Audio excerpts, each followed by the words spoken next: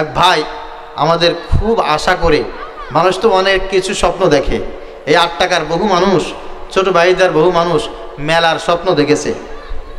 এই 8 টাকায় মাঠে একটু সার্কাস হইতো, মেলা হইতো, খেলাধুলা হইতো, লটারি হইতো, এই স্বপ্ন দেখা হায়াত পার করে দিয়েছে। এরকম মানুষ এলাকায় আছে না? একটা কুত্তায়ও তারা চিনত না, একটা কুত্তায়ও খোঁজ খবর নিত না। কোনো রকম মোটামুটি বড় ভাইয়ের সাথে, অমুক ভাইয়ের সাথে, তমুক ভাইয়ের সাথে মিশে কিছু টাকা পয়সা হয়েছে, একটু 2-1 চেনে আর কি। হঠাৎ করে এখন আয়োজন করতে হবে, কি সার্কাসের আয়োজন করতে হবে, লটারির আয়োজন করতে হবে, মেলার আয়োজন করতে হবে, তাও মাসব্যাপী। এরকম অসভ্য এই এলাকায় 2-4টা ছিল না? তো এই স্বপ্ন না দেখে আমার এক ভাই স্বপ্ন দেখেছে, আমি কোরআনুল কারিমের একটা মজলিসের আয়োজন করব, এখানে উলামা একরাম আসবে, কোরআনুল কারিমের কথা বলবে। সুবহানাল্লাহ।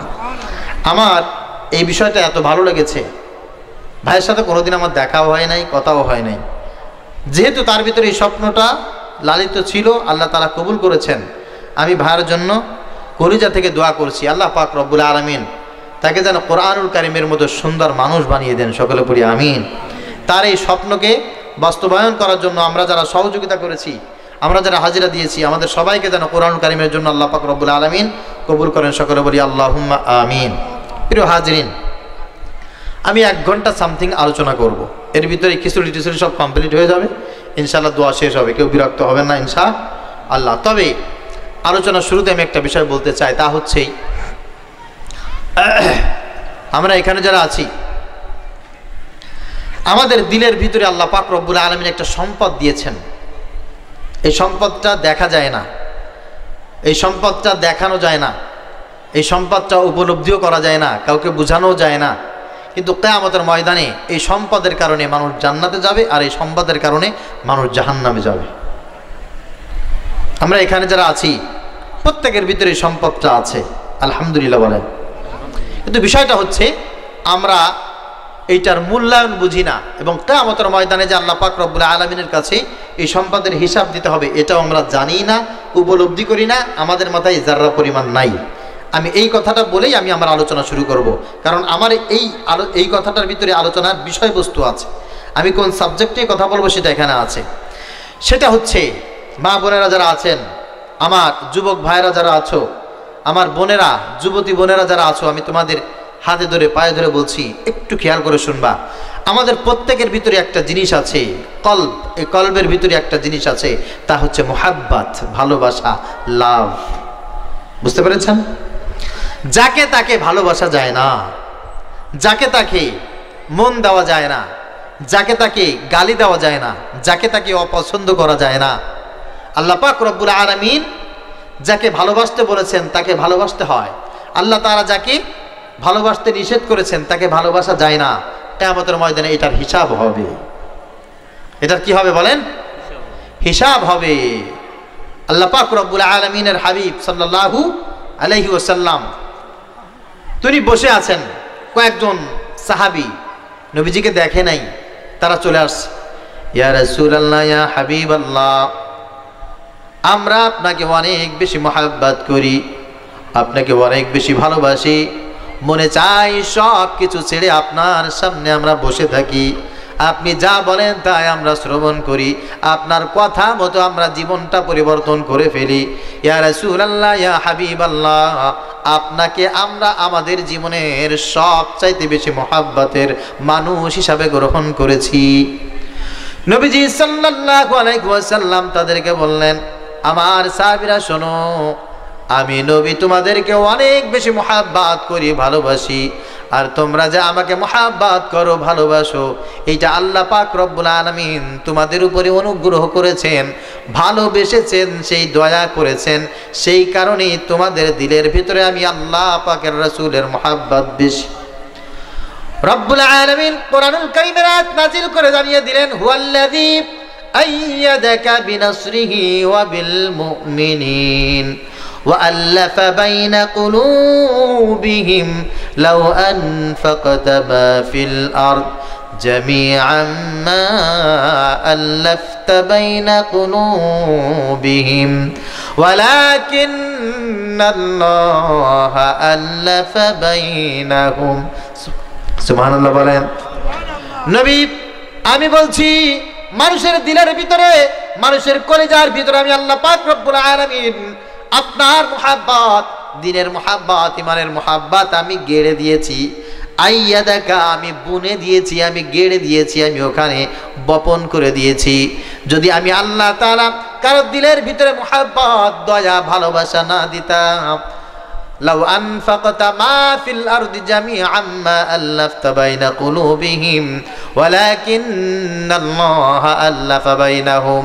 ওই যে আসমান দেখতেছেন আর বিশাল বড় জমিন দেখতেছেন, এই আসমান আর জমিন এর ভিতরে যা কিছু আছে সব কিছু বিক্রি করে সেই পরিমাণ সম্পদ যদি মানুষকে আপনি হাদিয়া দিয়ে দিতেন, কোনোদিন মানুষ আপনাকে মুহাব্বত করতো না, মানুষ কোনোদিন আপনাকে ভালোবাসতো না।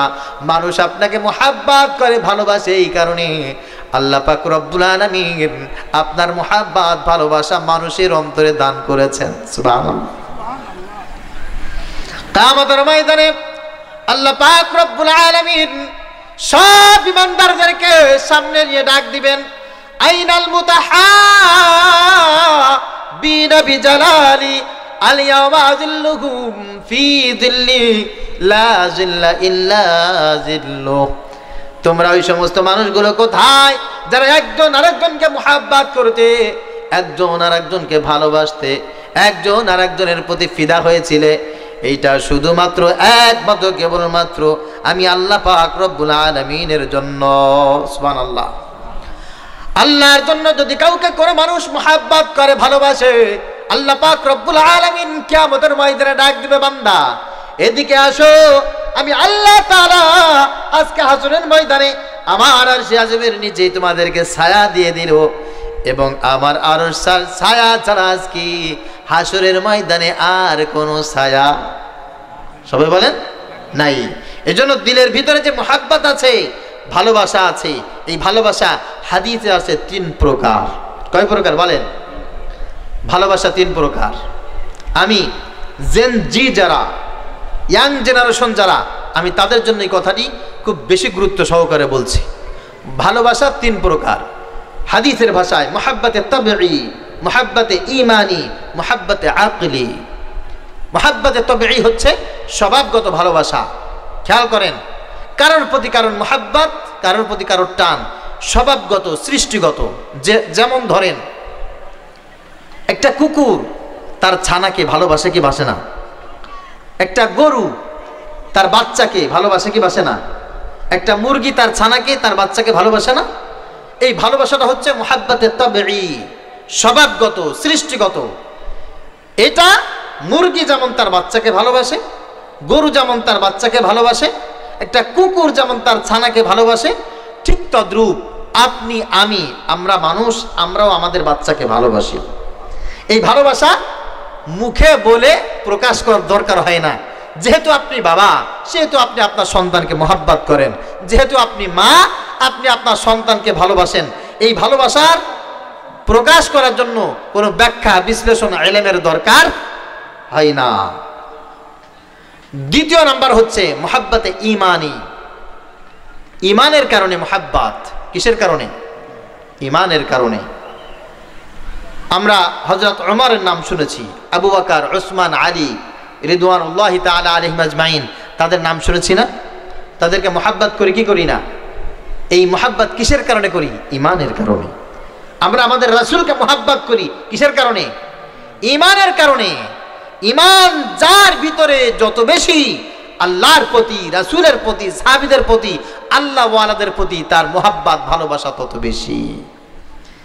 এই ভালোবাসা থাকার জন্য ঈমান থাকতে হয়। কি থাকতে হয়? কথা বলেন। একজন হিন্দু, একজন খ্রিস্টান, একে যে যদি জিজ্ঞাসা করেন আপনি হযরত আবু বকরকে কি পরিমাণ ভালোবাসেন, সে উত্তর দেবে, মান হুয়া আবু বকর? আবু বকর কি? Abu Bakar, I don't know Abu Bakar, আমি আবু বকরকে চিনি না। ঠিক কি না? এর কারণটা কি? কারণ হচ্ছে তার ভিতরে ঈমান নাই।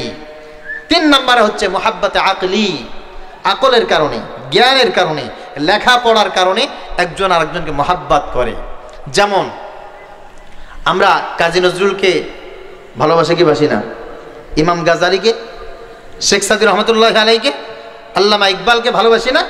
আমরা ভালোবাসি। কেন? কবি হাফিজকে আমরা ভালোবাসি, অথচ আমরা তাকে দেখি নাই, আমরা তাদের সাথে চলাফেরা করি নাই। ভালোবাসি এই কারণে তাদের লিখনীতে আমরা বারবার একটা জিনিস দেখেছি, তার লিখনির প্রত্যেকটি শব্দের ভিতরে ইলম ছিল, তার কবিতায়, তার সাহিত্যে ইসলাম ছিল, ভালোবাসা ছিল, জ্ঞান ছিল, প্রজ্ঞা ছিল।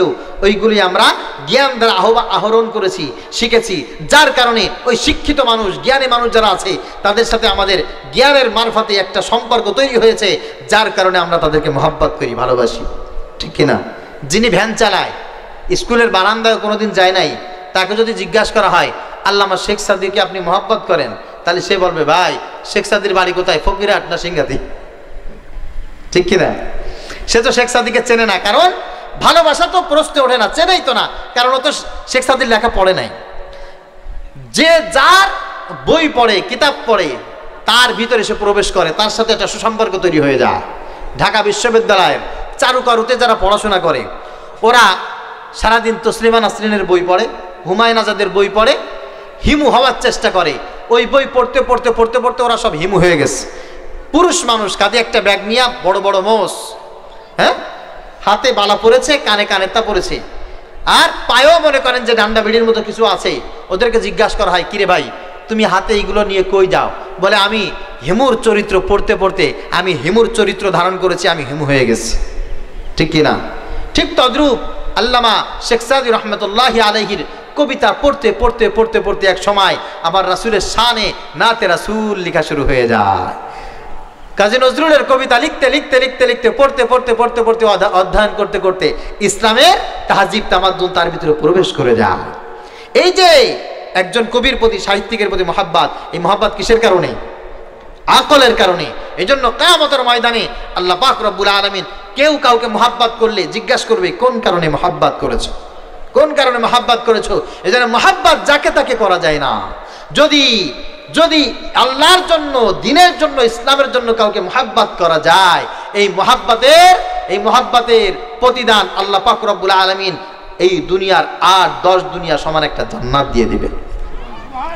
আর যদি মহাব্বত বেখাপ্পা জায়গায় চলে যায়, দুনিয়ার সব শেষ হয়ে যাবে, সব শেষ হয়ে যাবে। আমাদের ইয়াং জেনারেশনের বর্তমানে সবচাইতে মারাত্মক যেটার অভাব। এই জন্য নবীজি সাল্লাল্লাহু আলাইহি ওয়াসাল্লাম বলেছেন, মান আহাব্বা লিল্লাহ, যদি কেউ কাউকে মহাব্বত করে একমাত্র কার জন্য? কথা বলতে হবে, কার জন্য? ওয়া আবগাদা লিল্লাহ, কেউ কাউকে ভালোবাসে না, ফিরেও তাকায় না, বরঞ্চ তার সাথে আদাওয়াত, শত্রুতা। এই শত্রুতা আদাওয়াত কার জন্য? ওয়া আ'তা লিল্লাহ, কেউ কাউকে কোনো কিছু দেয়, এটাও কার জন্য? আমি কাউকে দিতেই পারি, এই দেওয়াটার উদ্দেশ্য হবে কে? ওয়া মানা লিল্লাহ, আবার আমার কাছে চাইবে, আমি দিব না, এই না দেওয়াটাও কার জন্য? যদি এটা দিলের অবস্থা এরকম হয়, নবীজি সাল্লাল্লাহু আলাইহি ওয়াসাল্লাম বলেছেন, ফাকাদ ইস্তাকমালাল ঈমান, এই ব্যক্তি একজন পরিপূর্ণ ঈমানদার, ঈমানের অধিকারী। আল্লাহ পাক রব্বুল আলামিনকে কিয়ামতের ময়দানে বিনা হিসাবে জান্নাত দান করে দেবেন। সুবহানাল্লাহ। এইজন্য আপনারা এখানে আসছেন কার জন্য? আমি আসছি কার জন্য? যিনি আয়োজন করেছেন কার জন্য? সব কিছু যদি আল্লাহর জন্য হয়, আমি আপনাদেরকে আল্লাহর কসম মহাব্বত করি, আমার কোনো ব্যক্তিগত স্বার্থে না, সবাইকে মহাব্বত করি একজনের জন্য। তিনি কে? প্রিয় হাজিরিন, আজকে আমাদের আলোচনার বিষয় হচ্ছে এই দুনিয়ায় আমরা কাদেরকে মহাব্বত করব, কাদের সাথে চলাফেরা করব, এটা নির্বাচন করা। এটা কি করা বলেন? নির্বাচন করা। অনেক ক্ষেত্রে আমরা চিন্তা করি এটা আমাদের সামাজিকতা, এটা আমাদের রাজনৈতিক অধিকার, এটা আমাদের রাষ্ট্রীয় অধিকার, এটা আমাদের ব্যক্তিগত স্বাধীনতা। কিন্তু বুঝতে হবে সব কিছু এই এলাকার দোহাই দিয়ে, সমাজের দোহাই দিয়ে, ব্যক্তিগত দোহাই দিয়ে, রাষ্ট্রীয় দোহাই দিয়ে সব কিছু চলে না। তা আমাদের ময়দানে ধরা খেয়ে যেতে হবে। কথা বুঝতে পেরেছেন? ধরা খেয়ে যেতে হবে।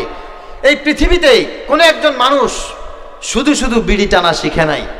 কোনো একজন বিড়ি টানা মানুষের কাছে যে তার সাথে সংস্পর্শ হওয়ার কারণে হঠাৎ করে সে একদিন বিড়ি টানা শিখে গেছে।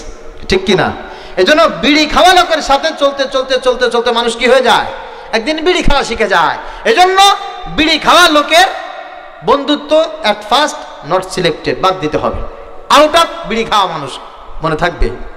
এই দুনিয়ায় কোনো মানুষ যদি গাঁজা খায় বা ফেন্সি খায় অথবা ইয়াবার ট্যাবলেট খায়, হঠাৎ করে এগুলো কোথায় পাওয়া যায়, কিভাবে খায়, খাইলে কি ফায়দা কায়দা মোরাকাবা কি, এইগুলো কোনোদিন মানুষ ঘরে বসে একা একা বোঝে নাই, জানেও না, বোঝার সম্ভাবনা।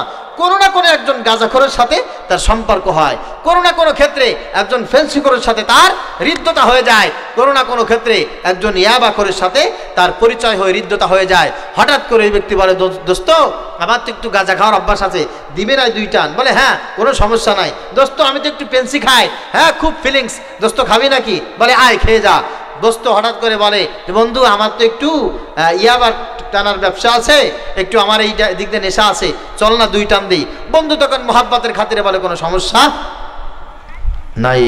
কথা বুঝতে পেরেছেন? এই জন্য খারাপ মানুষের সাথে চলতে চলতে চলতে চলতে একসময় মানুষ কি হয়ে যায়? খারাপ হয়ে যায়। পক্ষান্তরে মসজিদের ইমাম সাহেবের সাথে যদি কারো সম্পর্ক থাকে, ইমাম সাহেব কথা বলছে বলছে হঠাৎ করে বলবে, ভাই অনেক সময় তো গল্প দিলাম, এখন তো আজানের সময় হয়ে গেছে, আমার তো মসজিদে যেতে হবে, চলেন, যাবেন নাকি? লোকটা তখন লজ্জায় বলে যে হুজুর চলেন মসজিদে যায়। দীর্ঘদিন চলতে চলতে হঠাৎ করে লোকটা একজন বলছে, বন্ধু আমি তো আসলে প্রত্যেক মাসে 3 দিন তাবলিগে যাই, তো আমার তো এখন 3 দিনে যাওয়ার সময় হয়ে গেছে, বন্ধু যাওয়া নাকি? তখন লজ্জার খাতিরে হলে বলে, বন্ধু ঠিক আছে চলো যায়। তাবলিগওয়ালাদের সাথে চলতে চলতে মানুষ তাবলিগে চলে যায়, মসজিদওয়ালার সাথে চলতে চলতে মানুষ নামাজি হয়ে যায়। ঠিক কিনা? ঠিক তদ্রূপ একজন মানুষ বাদাম বাদাম বাদাম বলা রাস্তা দিয়ে বিক্রি করতে করতে করতে যায়, সারাদিনের মুখে শুধু বাদাম বাদাম বাদাম বাদাম। ঠিক কিনা? তো মুখ দিয়ে বারবার বারবার বাদাম বাদাম বলতে বলতে বলতে যখন যায়, পিছন দিয়ে একজন মানুষ ডাক দেয়, এই বাদামওয়ালা। এখন ও কি আসলে, ওর নাম কি বাদামওয়ালা নাকি? যেহেতু বাদাম বিক্রি করে, সারাদিন বাদাম বাদাম বলে, এই জন্য ওর নাম কি হয়ে গেছে? বাদামওয়ালা। একজন মানুষ উঠতে বসতে চলতে ফিরতে যদি আল্লাহ সুবহানাল্লাহ আলহামদুলিল্লাহ আল্লাহু আকবার লা ইলাহা ইল্লাল্লাহ জবানে যদি আল্লাহ আল্লাহ আল্লাহ আল্লাহ সব সময় থাকে, একজন মানুষ হঠাৎ করে বলবে, এ আল্লাহওয়ালা। ঠিক কিনা? এই জন্য ভালো মানুষ নির্বাচন করা হচ্ছে মারাত্মক বিষয়। এই জন্য আমাদের ছেলেরা অনেক সময় খারাপ হয়ে যায়। কেন? ওর হঠাৎ করে দেখবেন যে একজন আরেকজনকে বলছে, কিরে বন্ধু কলেজে আসলি, ফার্স্ট ইয়ার চলে গেল, গার্লফ্রেন্ড কয়জন? বলে গার্লফ্রেন্ড কয়জন মানে আমার তো একজনও নাই। হাই হাই, তোর একটা গার্লফ্রেন্ডও নাই? এই যে আমরা যারা বসে আছি দেখ, ওর 3টা, ওর 4টা, ওর 2 হালি পুড়ে গেছে, ওর 10 জন পুরার একেবারে সময় চলে আসছে, তোর একটা গার্লফ্রেন্ডও নাই। তখন ও মনে মনে চিন্তা করে, হাই হাই আমার বন্ধুদের এতগুলো গার্লফ্রেন্ড আছে, আমার একটাও নাই, তাই তো আমি তো আসলে খুব কপাল পোড়া, আমি তো এতিম। খারাপ বন্ধুদের সাথে আছে বিধায় এখন গার্লফ্রেন্ড না থাকার জন্য কি করতেছে? আফসোস করতেছে। ঠিক তদ্রূপ মেয়েরা কয়েকজন যেন এক জায়গায় হয়, হঠাৎ করে মেয়েটা কলেজে চলে গেছে, হাত মোজা পরে, পা মোজা পরে, বোরকা পরে, বান্ধবীরা গল্প করে, কিরে বান্ধবী বয়ফ্রেন্ড কয়টা আছে? বলে বয়ফ্রেন্ড কয়টা কেমনে থাকবে, আমি তো আসলে এই লাইনের না, আমি নামাজ পড়ি, আমার বাবা একজন ধার্মিক মানুষ, আমার মা আলহামদুলিল্লাহ খুব আল্লাহওয়ালা, আমি তো এখানে আসছি দেখো না হাত মোজা পা মোজা পরে আসছি, এগুলো ভালো না। বলে দেখ 2025 সাল, এখন ডিজিটাল যুগে 2-4টা বয়ফ্রেন্ড থাকবে না, এটা কোনো কথা? এটা কোনো কথা? বলে তোর কয়টা? বলে আমার 1.5 হালি। বলে 1.5 হালি কেন? বলে আমাদের বিভিন্ন জায়গায় যেতে হয়, এই পার্কে সেই পার্কে আড্ডা দিতে হয়, অনেক রেস্টুরেন্টে খাইতে হয়, একজন দুইজনের পরে চাপ দিয়ে লাভ নাই, এক একদিন এক একজনের সাথে গেলাম আর কি। খারাপ বান্ধবীদের সাথে চলতে চলতে ওই বান্ধবী এখন চিন্তা করে, হাই হাই আমার একটাও গার্লফ্রেন্ড নাই, এটা কোনো কথা? নাউজুবিল্লাহ পড়েন, আর একটু আসতে পারেন নাউজুবিল্লাহ। অনেক ভাবিরা আছে, অনেক ভাবিরা আছে এক জায়গায় বসে গল্প দেয়, কিরে তোমার বন্ধু ওই ছাত্র জীবনে যারা ছিল, স্কুল লাইফে যারা ছিল, কলেজ লাইফে যারা ছিল, তাদের খোঁজ খবর কি? বলে ভাই বাদ দেন, ভাবি কলেজে যখন ছিলাম, স্কুলে যখন ছিলাম, 2-1জনের সাথে এই কথাবার্তা বলতাম, কিন্তু বিয়ে হয়ে গেছে, এখন সব কিছু বাদ দিয়ে দিয়েছি, এখন আমার স্বামীর খেদমত করি, আলহামদুলিল্লাহ ছেলে মেয়ে নিয়ে খুব ভালোবাসি। তখন বান্ধবী বলতেছে, দেখ এই যে টাচফোন দেখো না, টাচফোন আছে না, ইমো আছে, হোয়াটসঅ্যাপ আছে, ভাইবার আছে, মেসেঞ্জার আছে, এখন সেই বন্ধু বান্ধবদের 2-1জনের সাথে কথাবার্তা বলতে হয়, একটা ফিলিংস লাগে না? সবসময় কি স্বামীর সাথে থাকতে, সংসারের ভিতরে থাকতে মন মনা মারা ভাল লাগে? এক বেটা শাসন এই পরিমাণ মানতে 2-1টা বয়ফ্রেন্ড লাগে। স্কুল লাইফের যারা আছে, 2-1জনের সাথে মেসেজে কথা দিলে স্বামী যদি 2-1 কথা বলে, যখন মন খারাপ থাকে মন ভালো হয়ে যায়। এই অসভ্য 13 ভাতারি যারা আছে, এদের সঙ্গে চলতে ফিরতে এই মহিলাগুলো একসময় 14 ভাতারি হয়ে যায়। ঠিক কিনা? এই খারাপ মানুষ যদি কেউ জীবনে বাদ না দিতে পারে, তার নামাজের 4 পয়সা কোনো লাভ হবে না, রোজা রেখে লাভ হবে না, হজ করে লাভ হবে না, যাকাত দিয়ে লাভ হবে না, সন্তানকে হাফেজ বানাও, মাওলানা বানাও, মুফতি বানাও, নো ফায়দা, কোনো উপকার নেই। আগে তোমার খারাপ বন্ধু দুনিয়া যা আছে সব কাট করতে হবে। খারাপ বন্ধুগুলো যদি বাদ না দিতে পারো, হে যুবক তোমাকে বলছি, হে যুবতী তোমাকে বলছি, হে আমার মুসলমান ভাই বোন আপনাকে বলছি, আপনি যেই বয়সের মানুষ হন না কেন, খারাপ বন্ধু আপনি বাদ দিতে না পারলে আপনার জাহান্নাম নিশ্চিত। হিদায়াতের উপরে থেকে আপনার মওত নসিব হবে না। কারণটা কি? আল্লাহ পাক রব্বুল আলামিন বলছেন, ইয়া আইয়ুহাল্লাযীনা আমানুত্তাকুল্লাহ ওয়া কুনু মা'আস সাদিকিন। হে ঈমানদার, তোমরা যারা আমি আল্লাহ পাক রব্বুল আলামিনকে ভয় করো, আমি আল্লাহ তাআলাকে ভয় করে যারা নামাজ আদায় করো, যারা রোজা রাখো, যারা হজ করো, যারা যাকাত দাও, যারা নবীর দাড়ি এই সুন্নাত মুখে তোমরা সেট করে দিয়েছো, মাথায় টুপি দিয়েছো, গায়ে জুব্বা দিয়েছো, মা বোনেরা তোমরা যারা পর্দা করো, তোমরা যারা ইসলামের উপরে চলাফেরা করো, আল্লাহ পাক রব্বুল আলামিন বলেন, ইয়া আইয়ুহাল্লাযীনা আমানুত্তাকুল্লাহ, হে ঈমানদারগণ, তোমরা যারা আমি আল্লাহ পাক রব্বুল আলামিনকে ভয় করো, তোমাদের উপরে একটা কাজ আবশ্যক আমি আল্লাহ তাআলা করে দিলাম, ওয়া কুনু মা'আস সাদিকিন, আল্লাহ ওয়ালা যারা সৎ মানুষ যারা, তাদের সঙ্গে বন্ধুত্ব বজায় রাখবে। দুনিয়ায় অসৎ কোনো লোককে তোমরা বন্ধু বানাবে না। এই দুনিয়ায় তুমি একজন ভালো মানুষ, ভালো মানুষের সাথে তুমি বন্ধু করবে, বন্ধুত্ব করবে। খারাপ কোনো মানুষের সঙ্গে তোমার যেন কোনো সম্পর্ক না থাকে, খবরদার। তুমি যদি 5 ওয়াক্ত নামাজ পড়ো, তুমি বন্ধুত্ব করার সময়, আত্মীয়তা করার সময়, ব্যবসার পার্টনার তালাশ করার সময়, তোমার সই পাতানোর সময় এমন একজন মানুষকে তুমি খুঁজবে যে 5 ওয়াক্ত নামাজ তো পড়েই, বরং মাঝে মাঝে তাহাজ্জুদ নামাজও আদায় করে। এমন একজন মানুষের সঙ্গে তুমি বন্ধুত্ব করবে। তুমি যদি তাহাজ্জুদ নামাজ পড়ে, তুমি যদি আল্লাহর পথে চলা প্রত্যেকটা ফরজ ওয়াজিব সুন্নাত সুন্দরভাবে পালন করে থাকো, এমন একজন মানুষের সঙ্গে চলাফেরা করার জন্য তুমি চেষ্টা করবে। যেই মানুষটা কোনো গুনাহের কাজে লিপ্ত হয় না, ওই মানুষের সংস্পর্শে যাওয়া তোমার জন্য আবশ্যক। এই জামানায় সব চাইতে বড় দাজ্জালের ফিতনা হচ্ছে খারাপ মানুষ। কি মানুষ বলেন? খারাপ মানুষ। আমি অনেক আলেমকে দেখেছি নষ্ট হয়ে যেতে, আমি আমার চোখে অনেক হাফেজকে দেখেছি নষ্ট হয়ে যেতে, অনেক হাত মোজা পা মোজা পরা এমন আল্লাহওয়ালা দিনদার মহিলাকে আমি নষ্ট হয়ে যেতে দেখেছি। রাআইতু বিলাইনাইন, আমি আমার স্বচক্ষে দেখেছি। এরা নামাজেরও ঘাটতি ছিল না, রোজার ঘাটতি ছিল না, জিকির করতো, তেলাওয়াত করতো, ওয়াজ মাহফিলে আসতো, তাসবিহ তাহলিল সব কিছু করতো। এরা নষ্ট হয়ে গেছে একটা মাত্র কারণে, তা হলো এরা এমন কিছু খারাপ বন্ধুর সাথে চলাফেরা ওঠা বসা শুরু করে দিয়েছে, যার কারণে তাদের ঈমান তাদের কাছে বিক্রি হয়ে গেছে।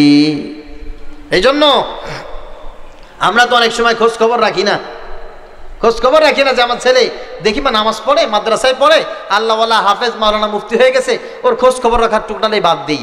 ও যে মনে মনে কার ফ্যান হয়ে বসে আছে, ও যে কার সাথে সুসম্পর্ক রেখে বসে আছে, এটার আমাদের কোনো হিসাব নাই। ও যে আসলে 2 দিন পরে কাফের হয়ে যাবে, মুশরিক হয়ে যাবে, নাস্তিক হয়ে যাবে, এটা কল্পনাও করতে পারবেন না। এই রিসেন্টলি কথা বলছি, বাংলাদেশে একজন প্রখ্যাত আলেমে দ্বীন, বাংলাদেশের অন্যতম শ্রেষ্ঠ একজন মুফতি, একজন জাস্টিস কলামিস্ট ছিল। আমার নামে নাম ইমরান বিন বশির। আমি কথাটি আপনাদেরকে বলছি এই কারণে, সৎ বন্ধু ভালো মানুষের সাথে সম্পর্ক কতটা মূল্যবান, কতটা প্রয়োজন, এটা বোঝাবার জন্য। এই ইমরান বিন বশির কওমি মাদ্রাসার, কওমি অঙ্গনের একজন উজ্জ্বল নক্ষত্র ছিল। তার অসংখ্য লেখা কিতাব কওমি মাদ্রাসার অনেক ছাত্রদের কাছে সারা জীবনের পাথেয় হিসাবে অনেক গ্রহণযোগ্যতা পেয়েছে।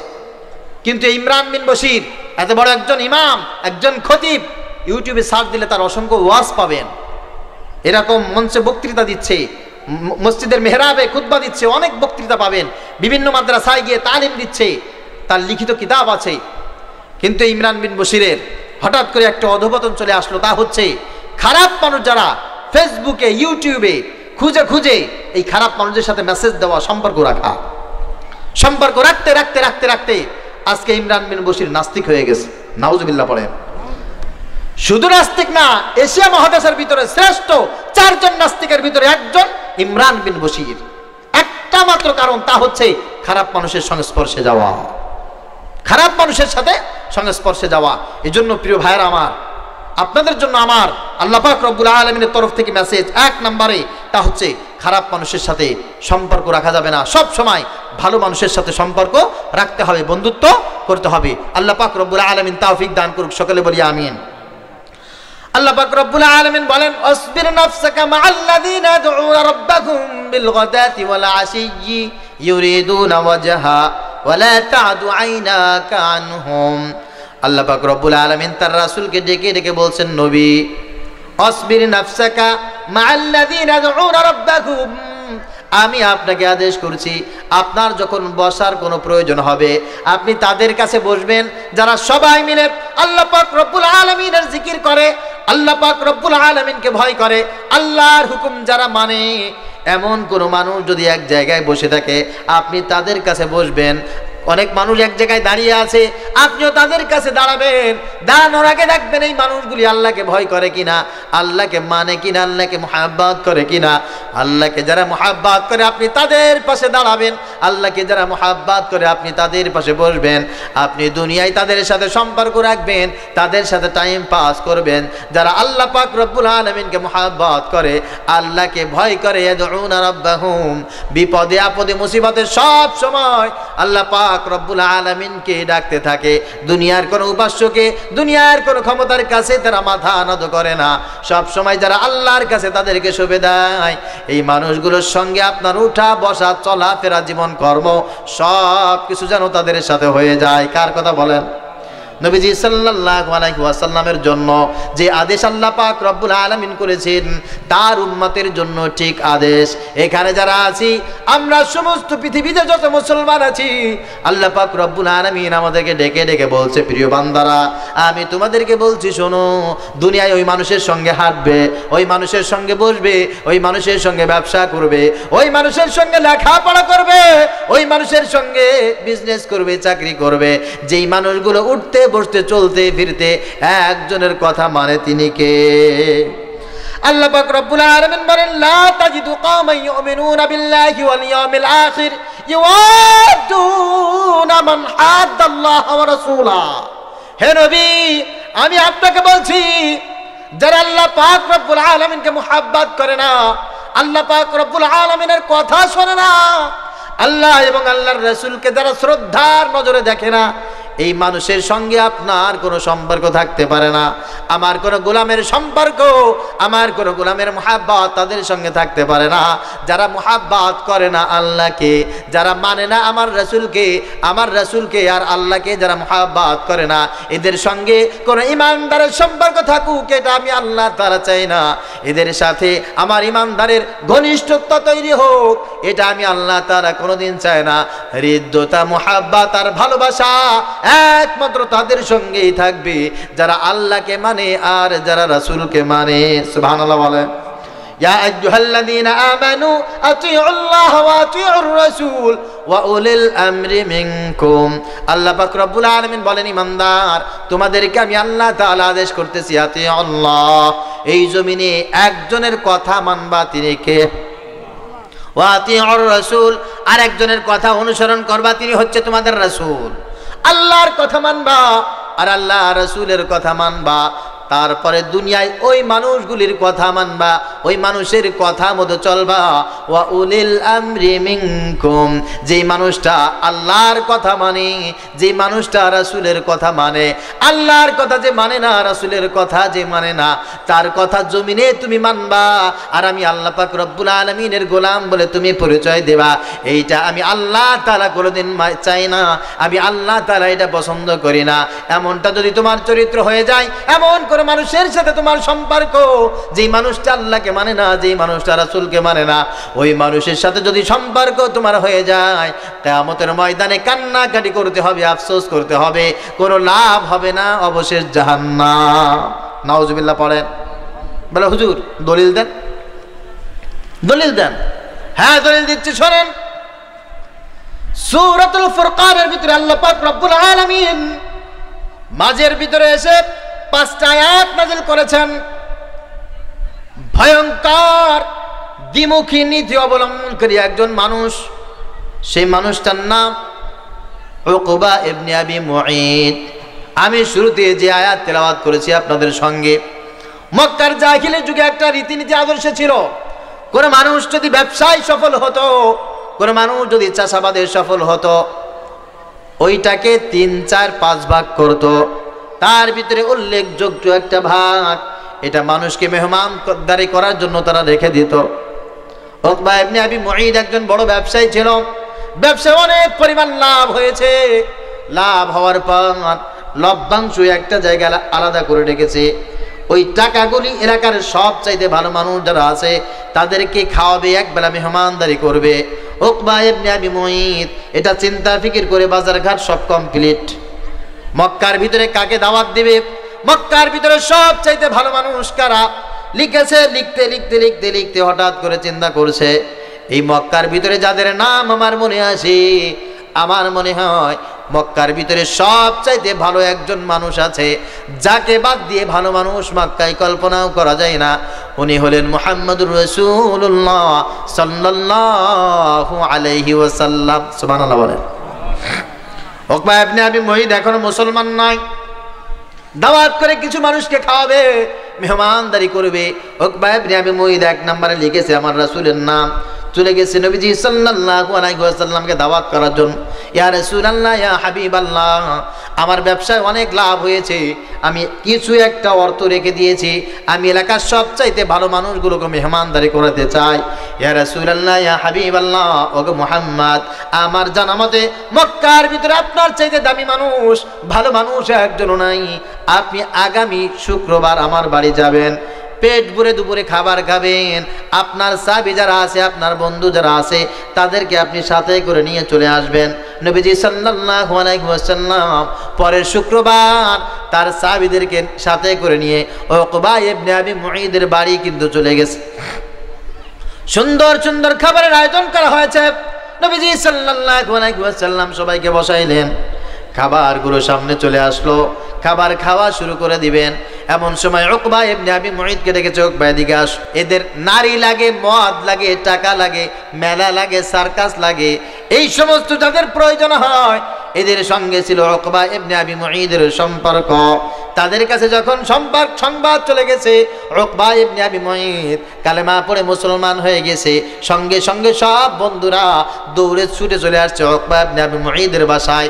কিরে বন্ধু, তুমি নাকি কালেমা পড়ে মুসলমান হয়ে গেছো? বলে হ্যাঁ বন্ধু, আমি তো সত্যি সত্যি কালেমা পড়ে মুসলমান হয়েছি।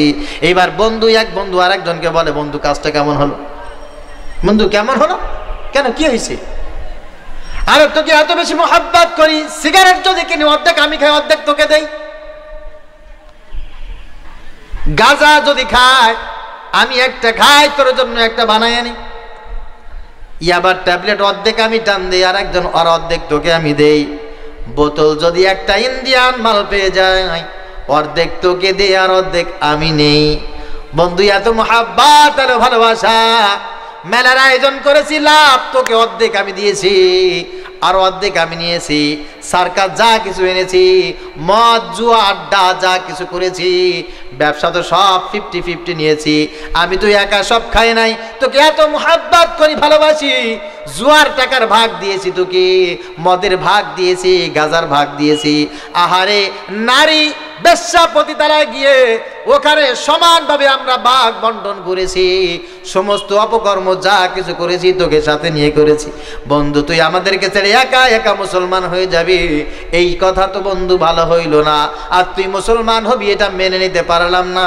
একটু কল্পনা করে দেখ অতীতের সেই স্বর্ণের দিনগুলোর অবস্থা কি হবে।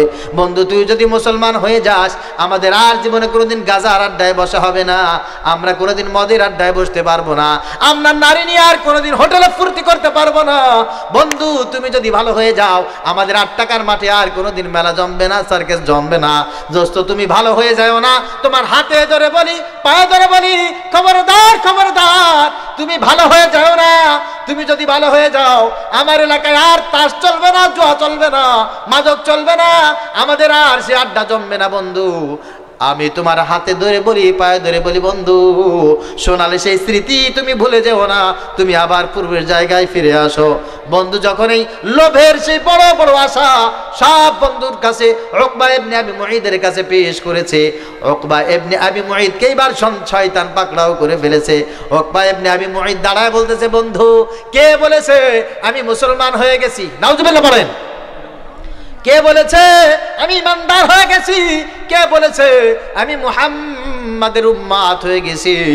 বন্ধু আমি তো তার সঙ্গে নাটক করেছি, আমি আসলে কালেমা পড়ে মুসলমান হই নাই, আমি আসলে ইসলাম কবুল করি নাই। যেহেতু আমি অনেক খাবার দাবার রান্না করেছিলাম, আমি যদি তার সঙ্গে কালেমা পড়ার নাটক না করতাম, আমার বাড়িতে মুহাম্মদ খাবার খাইতো না, লোকগুলো সব আমার বাড়ি থেকে না খেয়ে বের হয়ে গেলে আমার বড় অপমানিত হতাম। এই জন্য আমি তার সঙ্গে কালেমা পড়ার নাটক করেছি, আমি আসলে মুসলমান হই নাই। নাউজুবিল্লাহ বলে।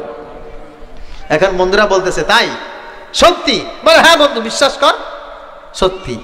মানে তুই এটা যদি আমাদেরকে সত্যি বলে থাকিস, এটা তোকে প্রমাণ করে দেখাইতে হবে। কি প্রমাণ? আমরা সবাই মিলে এখন এই মুহূর্তে মুহাম্মাদের কাছে যাব সাল্লাল্লাহু আলাইহি ওয়াসাল্লাম, যে এই যে কথাটা আমাদের সামনে বলেছিস, এই কথাটা মুহাম্মাদের সামনে বলবি এবং তার চেহারার উপরে থুতু নিক্ষেপ করে দিবি। নাউজুবিল্লাহ পড়ে। বলে বন্ধু এটা কোনো ব্যাপার হলো? চল এখনই চল। উকবা ইবনে আবি মুঈদ বন্ধু বান্ধবদেরকে নিয়ে নবীজি সাল্লাল্লাহু আলাইহি ওয়াসাল্লামের রাজ দরবারে চলে যাচ্ছেন। যেতে যেতে যেতে যেতে হঠাৎ করে উপস্থিত নবীজি সাল্লাল্লাহু আলাইহি ওয়াসাল্লাম এইরকম বসে আছেন, সামনে কিছু সাহাবীরা বসে আছে, নবীজির বয়ান করছেন, সব সাহাবীরা সেটা শুনছে। হঠাৎ করে নবীজি তাকায় দেখে এই যে গত শুক্রবার যে উকবার বাড়ি গিয়ে আমরা সবাই মিলে দাওয়াত খেয়েছিলাম, সেই উকবা তার বন্ধু বান্ধবদেরকে নিয়ে আমার কাছে রওনা হচ্ছে। ওই যে মসজিদ থেকে গেটের ভিতরে দেখে প্রবেশ করবে। নবীজি সাল্লাল্লাহু আলাইহি ওয়াসাল্লাম মনে মনে বড় খুশি। গত শুক্রবার উকবা একা একা কালেমা পড়ে মুসলমান হয়েছে, আর আজকে এই মুহূর্তে উকবা তার বন্ধু বান্ধব নিয়ে সবাই মিলে কালেমা পড়ে মুসলমান হবে। নবীজি বসা ছিলেন, নবীজি দাঁড়িয়ে গেছেন। নবীজি দাঁড়িয়ে আর থাকতে পারেন নাই, উকবা হেঁটে হেঁটে তার বন্ধুদেরকে নিয়ে নবীজি সাল্লাল্লাহু আলাইহি ওয়াসাল্লামের সামনে আসতেছে, আর নবীজি হাঁটতে হাঁটতে উকবার সামনে যাচ্ছে। চারিপাশে মানুষ, নবীজি দাঁড়িয়ে আছে, উকবা ইবনে আবি মুঈদ সামনে দাঁড়িয়ে আছে। সঙ্গে সঙ্গে নবীজি বলছেন, উকবা কিরে কে মনে করে এই মুহূর্তে আমার কাছে চলে আসো? বড় হাসি মাখা উজ্জ্বল চেহারা নিয়ে উকবার সামনে যখন নবীজি কথাটা বললেন, উকবা ইবনে আবি মুঈদ বলছে, মুহাম্মদ আমি গত শুক্রবার তোমার সাথে তামাশার যে কালমা পড়েছিলাম, এই কালমা তোমাকে ফেরত দিতে চলে আসলাম। ওই কালমা আমার ইমানের কালমা ছিল না, ওই কালমা আমার ইসলামের কালমা ছিল না, ওই কালমা আমার রাসূলের মুখ থেকে পড়া ইমানের কালমা ছিল না, ওটা ছিল আমার বিশ্বাসঘাতকতা মুনাফিকের কালেমা। আমি কালেমা তোমাকে ফেরত দিয়ে গেলাম। নবীজি সাল্লাল্লাহু আলাইহি ওয়াসাল্লাম কোনো কথা বলেন না, একেবারে পাথরের মতো হয়ে দাঁড়িয়ে আছে। সঙ্গে সঙ্গে উকবা ইবনে আবি মুঈদ মুখের উপরে, আমার রাসূলের মুখের উপরে থু নিক্ষেপ করে দিয়েছে, আর সঙ্গে সঙ্গে বলছে, মুহাম্মদ তোমার সাথে আমার যদি কোনো সম্পর্ক যাররা পরিমাণও থাকে সেটা আমি কাট করে দিলাম, আর জীবনে তোমার সঙ্গে কোনো সম্পর্ক থাকবে না। নবীজি এতক্ষণ হাসতেছিলেন, চোখ দিয়ে ঝরঝর করে বেদনার কান্না চোখ দিয়ে বের করে দিয়েছে। দাঁড়ানো ছিল, লোকটা বসে পড়েছে। বসে থাকার পর নবীজি সাল্লাল্লাহু আলাইহি ওয়াসাল্লাম কষ্ট বুকের ভিতরে রাখতে পারে না, জমিনে শুয়ে পড়েছে, গড়াগড়ি দিতেছে আর কান্নাকাটি করতেছে।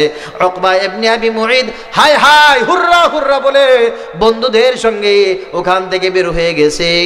জিবরিল আমিনকে আল্লাহ পাক রব্বুল আলামিন কয়েকটা আয়াত নিয়ে নবীজি সাল্লাল্লাহু আলাইহি ওয়াসাল্লামের কাছে প্রেরণ করে বলছেন, ইয়া রাসূলুল্লাহ, ইয়া হাবিবাল্লাহ, আর কান্নাকাটি করবেন না, অচিরে এমন একটা সময় আসতেছে চক্ষুটা বন্ধ হতে দেরি হবে।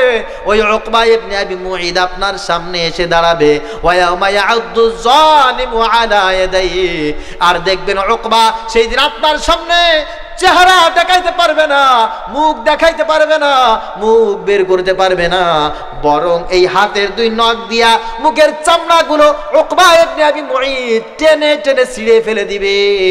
আরে আমার চেহারাটা যেন মুহাম্মদ চিনতে না পারে, কারণ আমি তো এমন ভাবে তাকে লাঞ্ছিত করেছিলাম, অপমানিত করেছিলাম, ও যদি আমাকে চিনে ফেলে বড় কষ্ট হবে।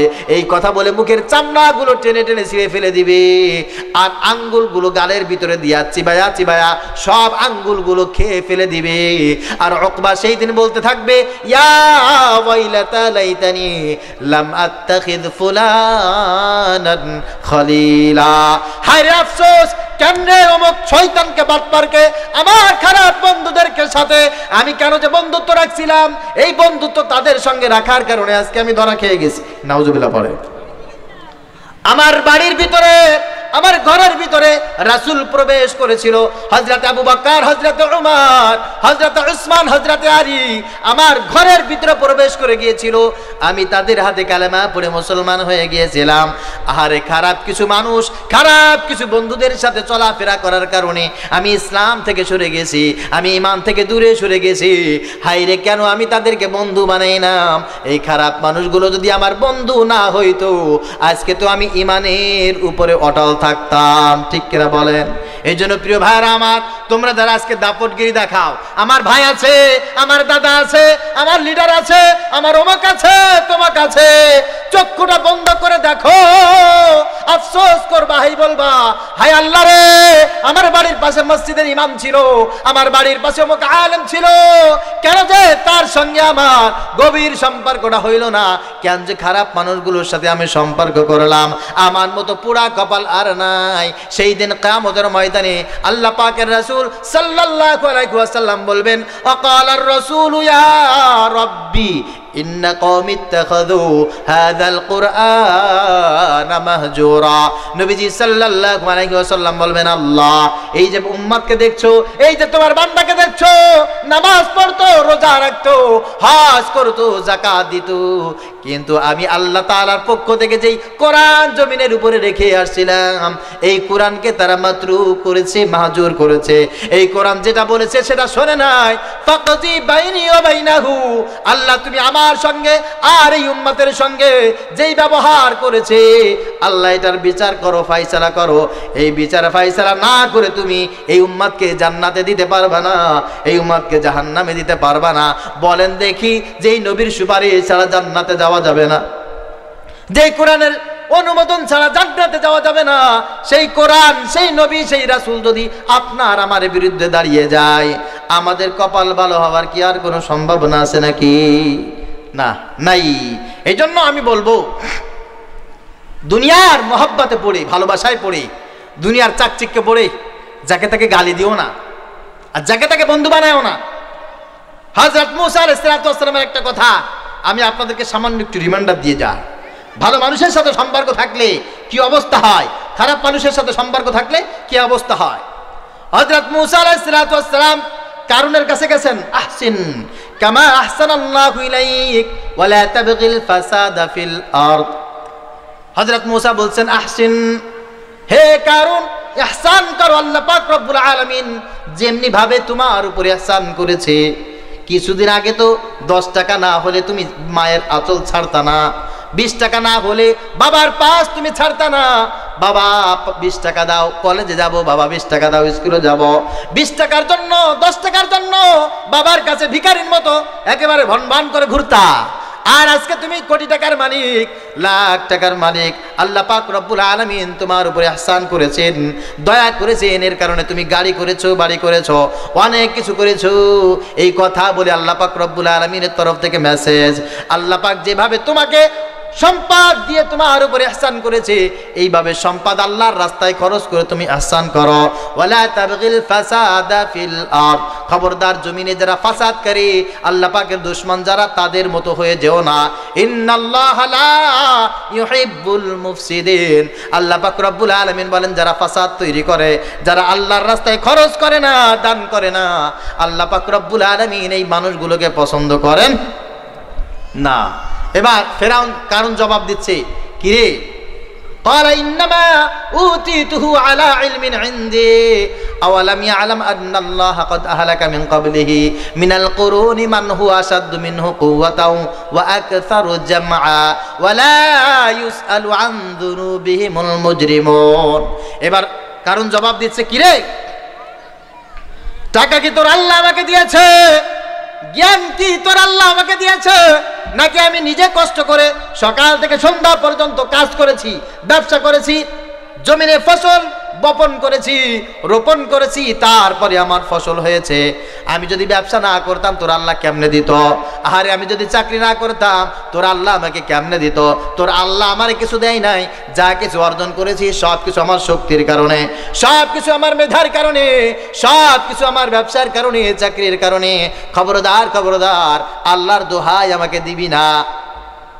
কারণের জবাব কারণের জবাব এই জবাবের সাথে আমাদের অনেকের কিছুটা মিল আছে না কথা বলেন আমি ওই দিকে যাব না যখন কারণ এই কথা বলছে মুসা আলাইহিস সালাতু ওয়াস সালামের পাশে মুসা আলাইহিস সালাতু ওয়াস সালামের কিছু উম্মত দাঁড়িয়ে আছে দাঁড়ায় বলতেছে আহারে আহারে আজকে যদি আমি কারণের অফিসের একজন কর্মচারী হতে পারতাম আমি যদি কারণের এই ব্যবসা বাণিজ্যের সাথে আমার সম্পর্ক থাকতো কারণ যদি আমার খুব ঘনিষ্ঠ লোক হতো কি হতো তাহলে আমি তাহলে দিনের কাজে সহযোগিতা করতাম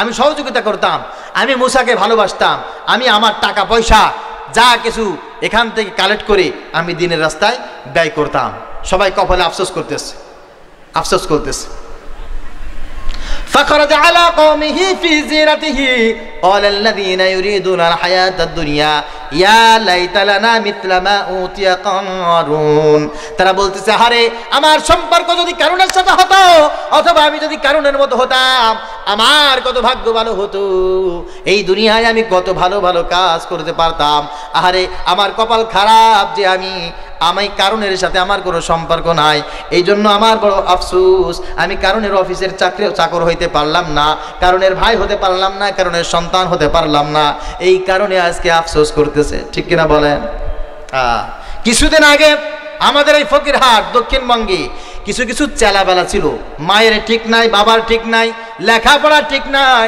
আদব কায়দা পর্যন্ত নাই মুরব্বীর সাথে কিভাবে কথা বলতে হয় জানে না আলেমদেরকে কিভাবে শ্রদ্ধা করতে হয় জানে না এই মানুষগুলোর সম্পর্ক ছিল শেখ হেলালের সঙ্গে আহারে দাপট আর দেখে কিনা স্বপন দাসের মতো একটা ল্যাকড়া তার সঙ্গে ভালো সম্পর্ক থাকার কারণে তার পা দেখা যাইতো না কিরে দাদার কাছের লোক ভাইয়ের কাছের লোক ঠিক কিনা বলেন দেখে কিনা ওরে দাপট আর এখন বাড়ি নাই ছায়াও খোঁজ করে পাওয়া যায় না এই অসভ্য জানোয়ার গুলা ঠিক কিনা কয়েকদিন আগে বলতো আহারে কপাল আমার কি ধন্য শেখ পরিবারের সাথে আমার খুব ভালো সম্পর্ক আমার যে 7 জন্মের কপাল দাদার সাথে খুব ভালো সম্পর্ক দাদা যা বলে তাই হয় আমার মতো সৌভাগ্যবান এলাকায় কেউ নাই দাদার সাথে খুব ভালো সম্পর্ক মানে আমি চেয়ারম্যান ভাইয়ের সাথে খুব ভালো সম্পর্ক তার মানে আমি চেয়ারম্যান ঠিক কিনা আমি মেম্বার আমার কপাল ভালো হয়ে গেছে এই কপাল ভালো হওয়া ভালো নয় আল্লাহ পাক রব্বুল আলামিন বলেন কারণ যখন না স্বীকৃতি জানাইলো না তোমার আল্লাহর কাছে আমার কোনো দেনা পাওনা নাই তোমার আল্লাহর পদে আমি খরচ করব না তখন আল্লাহ পাক রব্বুল আলামিন মুসাকে বললেন মুসা চলে যাও ওয়া আসবাহাল্লাযীনা তামান্নাউ মাকানাহু বিল আমসি ইয়াকুলুনা ওয়া কাআন্নাল্লাহ ইয়াবসুতুর রিজকা লিমান ইয়াশাউ মিন ইবাদিহি ওয়া ইয়াকদির লাউলা আম্মান্নাল্লাহু আলাইনা লাখাসাফা বিনা ওয়া কাআন্নাহু লা ইফলিহুল কাফিরুন আল্লাহ পাক রব্বুল আলামিন সেই রাতের বেলা কারণ সহ কারণের যত কোটি কোটি কোটি টাকার সম্পদ বিশাল বড় ইমারত বিশাল বড় বিজনেস সব কিছু মাটির তলে ধসা দিল সারা রাত বসে সব মাটির তলে চলে গেছে প্লাবন হয়ে সব ধ্বংস হয়ে গেছে আজকের ইসরায়েল আর জর্ডান এর মাঝখানে যে জায়গা ওই জায়গাটিতে কারণের সব সম্পদ একেবারে মাটির তলে চলে গেছে ওই জায়গায় আল্লাহ পাক রব্বুল আলামিন লোহিত সাগরের ডেড সি হিসাবে মরা সাগর মৃত সাগর হিসাবে এখনো পর্যন্ত নিদর্শন রেখে দিয়েছেন পরের দিন ওই মানুষগুলো সব ওই জায়গায় এসে দাঁড়িয়ে কি বলে আপনারা কি জানেন দাঁড়ায় বলতেছে, আহারে আমার কপাল কত ভালো, কারণ এর সঙ্গে আমার কোনো সম্পর্ক নাই। আহারে আমাদের নসিব কত ভালো, আমি কারণের আত্মীয় স্বজন কেউ না, কারণের অফিসের কোনো বস না, কারণের অফিসারের কোনো কর্মচারী না, কারণের ব্যবসার সাথে আমার কোনো সম্পর্ক নাই। এই বলতেছে আর আল্লাহর কাছে শুকরিয়া আদায় করতেছে। আহারে আজকে 2 দিন আগে যারা আফসোস করতো, লক্ষ লক্ষ কোটি কোটি টাকা নিয়ে এই বাহির দিয়ে আর এই ফকিরাদের অনেক মানুষ কোটি কোটি টাকা নিয়ে দাদার কাছে গেছে একটু ভালো লিঙ্ক করার জন্য, এই যে শেখ হেলালের কাছে গেছে ভালো একটা সম্পর্ক তৈরি করার জন্য, আর আফসোস করেছে সারা জীবন, হারে দাদা যদি আমার দিকে একটু নেক নজরে তাকাইতো, শেখ হেলাল যদি আমার দিকে একটু নেক নজরে তাকাইতো, এই নেক নজর পাওয়ার জন্য লক্ষ লক্ষ কোটি কোটি টাকা অনেক বেকুব খরচ করেছে। এই রকম মানুষ ফকিরাতে আছে না নাই? ওই মানুষগুলোর সাথে সম্পর্ক ভালো ছিল না, এখন তারা আফসোস করে বলে, আল্লাহর কাছে শুকরিয়া আদায় করে বলে, আল্লাহ আমার নসিব কত ভালো, এই অসভ্য স্বপন বাবুর সাথে আমার কোনো সম্পর্ক নাই। শেখ হেলালের মতো একজন ফ্যাসিস্ট, এইরকম খুনি ছিনতাইকারী রাহাজারি সব কিছুকে যারা প্রশ্রয় দিয়ে মাথায় তুলেছে, এই দেশটাকে যারা বিক্রি করে দিয়েছে, যারা নিজের বাপ দাদার দেওয়া ধর্ম আর নামটা পর্যন্ত ভারতে গিয়া শেখ সালাউদ্দিন যখন অধিকারী হয়ে গেছে, এই সমস্ত মানুষের সাথে আমার সম্পর্ক নাই। আল্লাহ তোমার কাছে বড় শুকরিয়া, ঠিক কিনা বলে? কথা বোঝেন না? কয়েকদিন আগে যাদের সাথে সম্পর্ক থাকলে কপাল ভালো এইটা মনে করতো, আর আজকে তারা মনে করে এদের সাথে আমার সম্পর্ক নাই। আহারে আলহামদুলিল্লাহ, কপালটা কত ভালো। আল্লাহ পাক রব্বুল আলামিন বলেন, কিয়ামতের ময়দানে অনেক মানুষ আফসোস করবে আর বলবে, ইয়া ওয়াইলাতা লাইতানি লাম আত্তাখিদ ফুলানান খলিলা। মাগো তোমাকে বলছি, যেই বাড়ির ভিতরে পর্দা নাই, যেই বাড়ির মানুষগুলো পরকীয়ার সাথে সম্পর্ক, যেই বাড়ির ভিতরে নামাজ নাই, রোজা নাই, পর্দার কোনো ব্যবস্থা নাই, হালাল হারাম তমিজ করে না, ওই মানুষে ওই বাড়িগুলোর ভিতরে যে দেখবা সুন্দর ড্রয়িং রুম, সুন্দর বেডরুম, সুন্দর সুন্দর টাইলস লাগানো বাথরুম, ওইগুলো দেখে তুমি আফসোস করবা আর বলবা, আরে আমার এই বাড়িওয়ালার সাথে যদি ভালো সম্পর্ক থাকতো, এই বাড়ির মতো যদি আমার একটা বাড়ি থাকতো। এখন তুমি আফসোস করতেছো, 2 দিন পর যখন চক্ষুটা বন্ধ হয়ে যাবে, সেই দিন তুমি আফসোস করে বলবা, আরে আমার কপাল খারাপ যে এরকম একটা অসভ্য বাড়িওয়ালার সাথে আমার সম্পর্ক গড়ে উঠেছিল। আমার কপাল খারাপ, এই মানুষের বাড়ির কাছে আমার বাড়ি ছিল। আমার কপাল খারাপ, তাদের সাথে সঙ্গ দিয়ে হালালকে হালাল দেখি নাই, হারামকে হারাম দেখি নাই, অনেক খারাপ কাজের সাথে আমরা লিপ্ত ছিলাম। দুনিয়ায় যে মানুষগুলোর সাথে আজকে সম্পর্ক থাকার কারণে নিজে প্রাউড ফিল করো, 2 দিন পরে ওই মানুষগুলোর সাথে সম্পর্ক থাকার কারণে বড় আফসোস করবা, শুধুমাত্র সময়ের অপেক্ষা। এই জন্য ভালোবাসতে হবে কাদেরকে? আল্লাহ পাক রব্বুল আলামিন বলে, যারা আল্লাহ ওয়ালা, যারা ভালো মানুষ, আল্লাহর কাছে যারা বড় প্রিয় মানুষ, এই মানুষগুলোকে ভালোবাসতে হবে। দুনিয়াদার খারাপ মানুষের সম্পর্ক এখনই কাট করার দরকার আছে না নাই? কথা বলে আল্লাহ পাক রব্বুল আলামিন বলেন, লা ইয়াত্তাখিযুল মুমিনুনাল কাফিরিনা আউলিয়া মিন দুনিল মুমিনিন।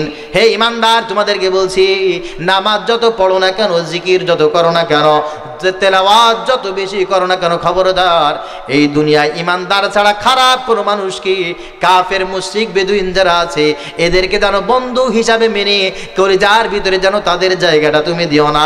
তোমার কলিজার ভিতরে যেন একজন ঈমানদারের জায়গা হয়, তোমার কলিজার ভিতরে যেন আল্লাহওয়ালা মানুষের জায়গা হয়। নতুবা কিয়ামতের ময়দানে দিলের ভিতরে খারাপ মানুষের জায়গা দেওয়ার কারণে দিলটা পচে যাবে, গলে যাবে, নষ্ট হয়ে যাবে। অবশেষে কিন্তু তোমার জাহান্নাম ছাড়া আর কোনো গতি থাকবে।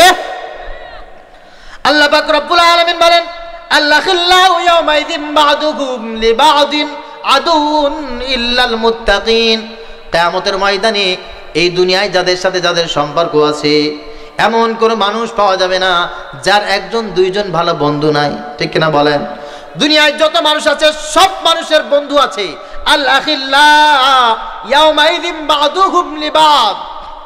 আল্লাহ পাক বলেন, দুনিয়ায় এমন কোনো মানুষ নাই যে মানুষের কোনো বন্ধু নাই।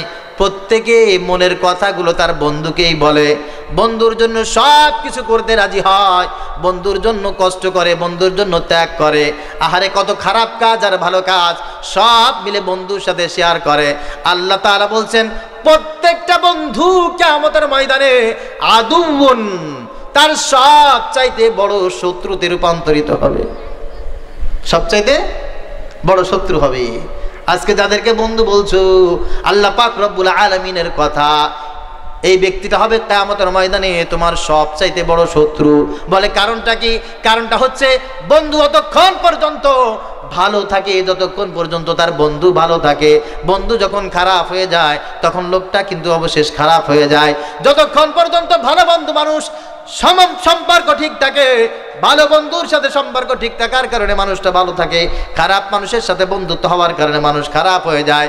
আর যেহেতু খারাপ তাদের কারণে হয়েছে, কিয়ামতের ময়দানে আল্লাহ পাক রব্বুল আলামিনের কাছে বলবে, আল্লাহ আমি তো বিড়ি খাইতে পারতাম না, আমার এই যে বন্ধু আমাকে বিড়ি খাওয়া শিখাইছে। আল্লাহ আমি তো মদ খাইতে পারতাম না, আমার এই বন্ধু মদ খাওয়া শিখাইছে। গার্লফ্রেন্ড কেমনে বানাইতে হয় আমি জানতাম না, আমার এই বন্ধু আমাকে গার্লফ্রেন্ডের সাথে মিষ্টি মিষ্টি করে কিভাবে কথা বলা হয় এটা আমাকে শিখাইছে।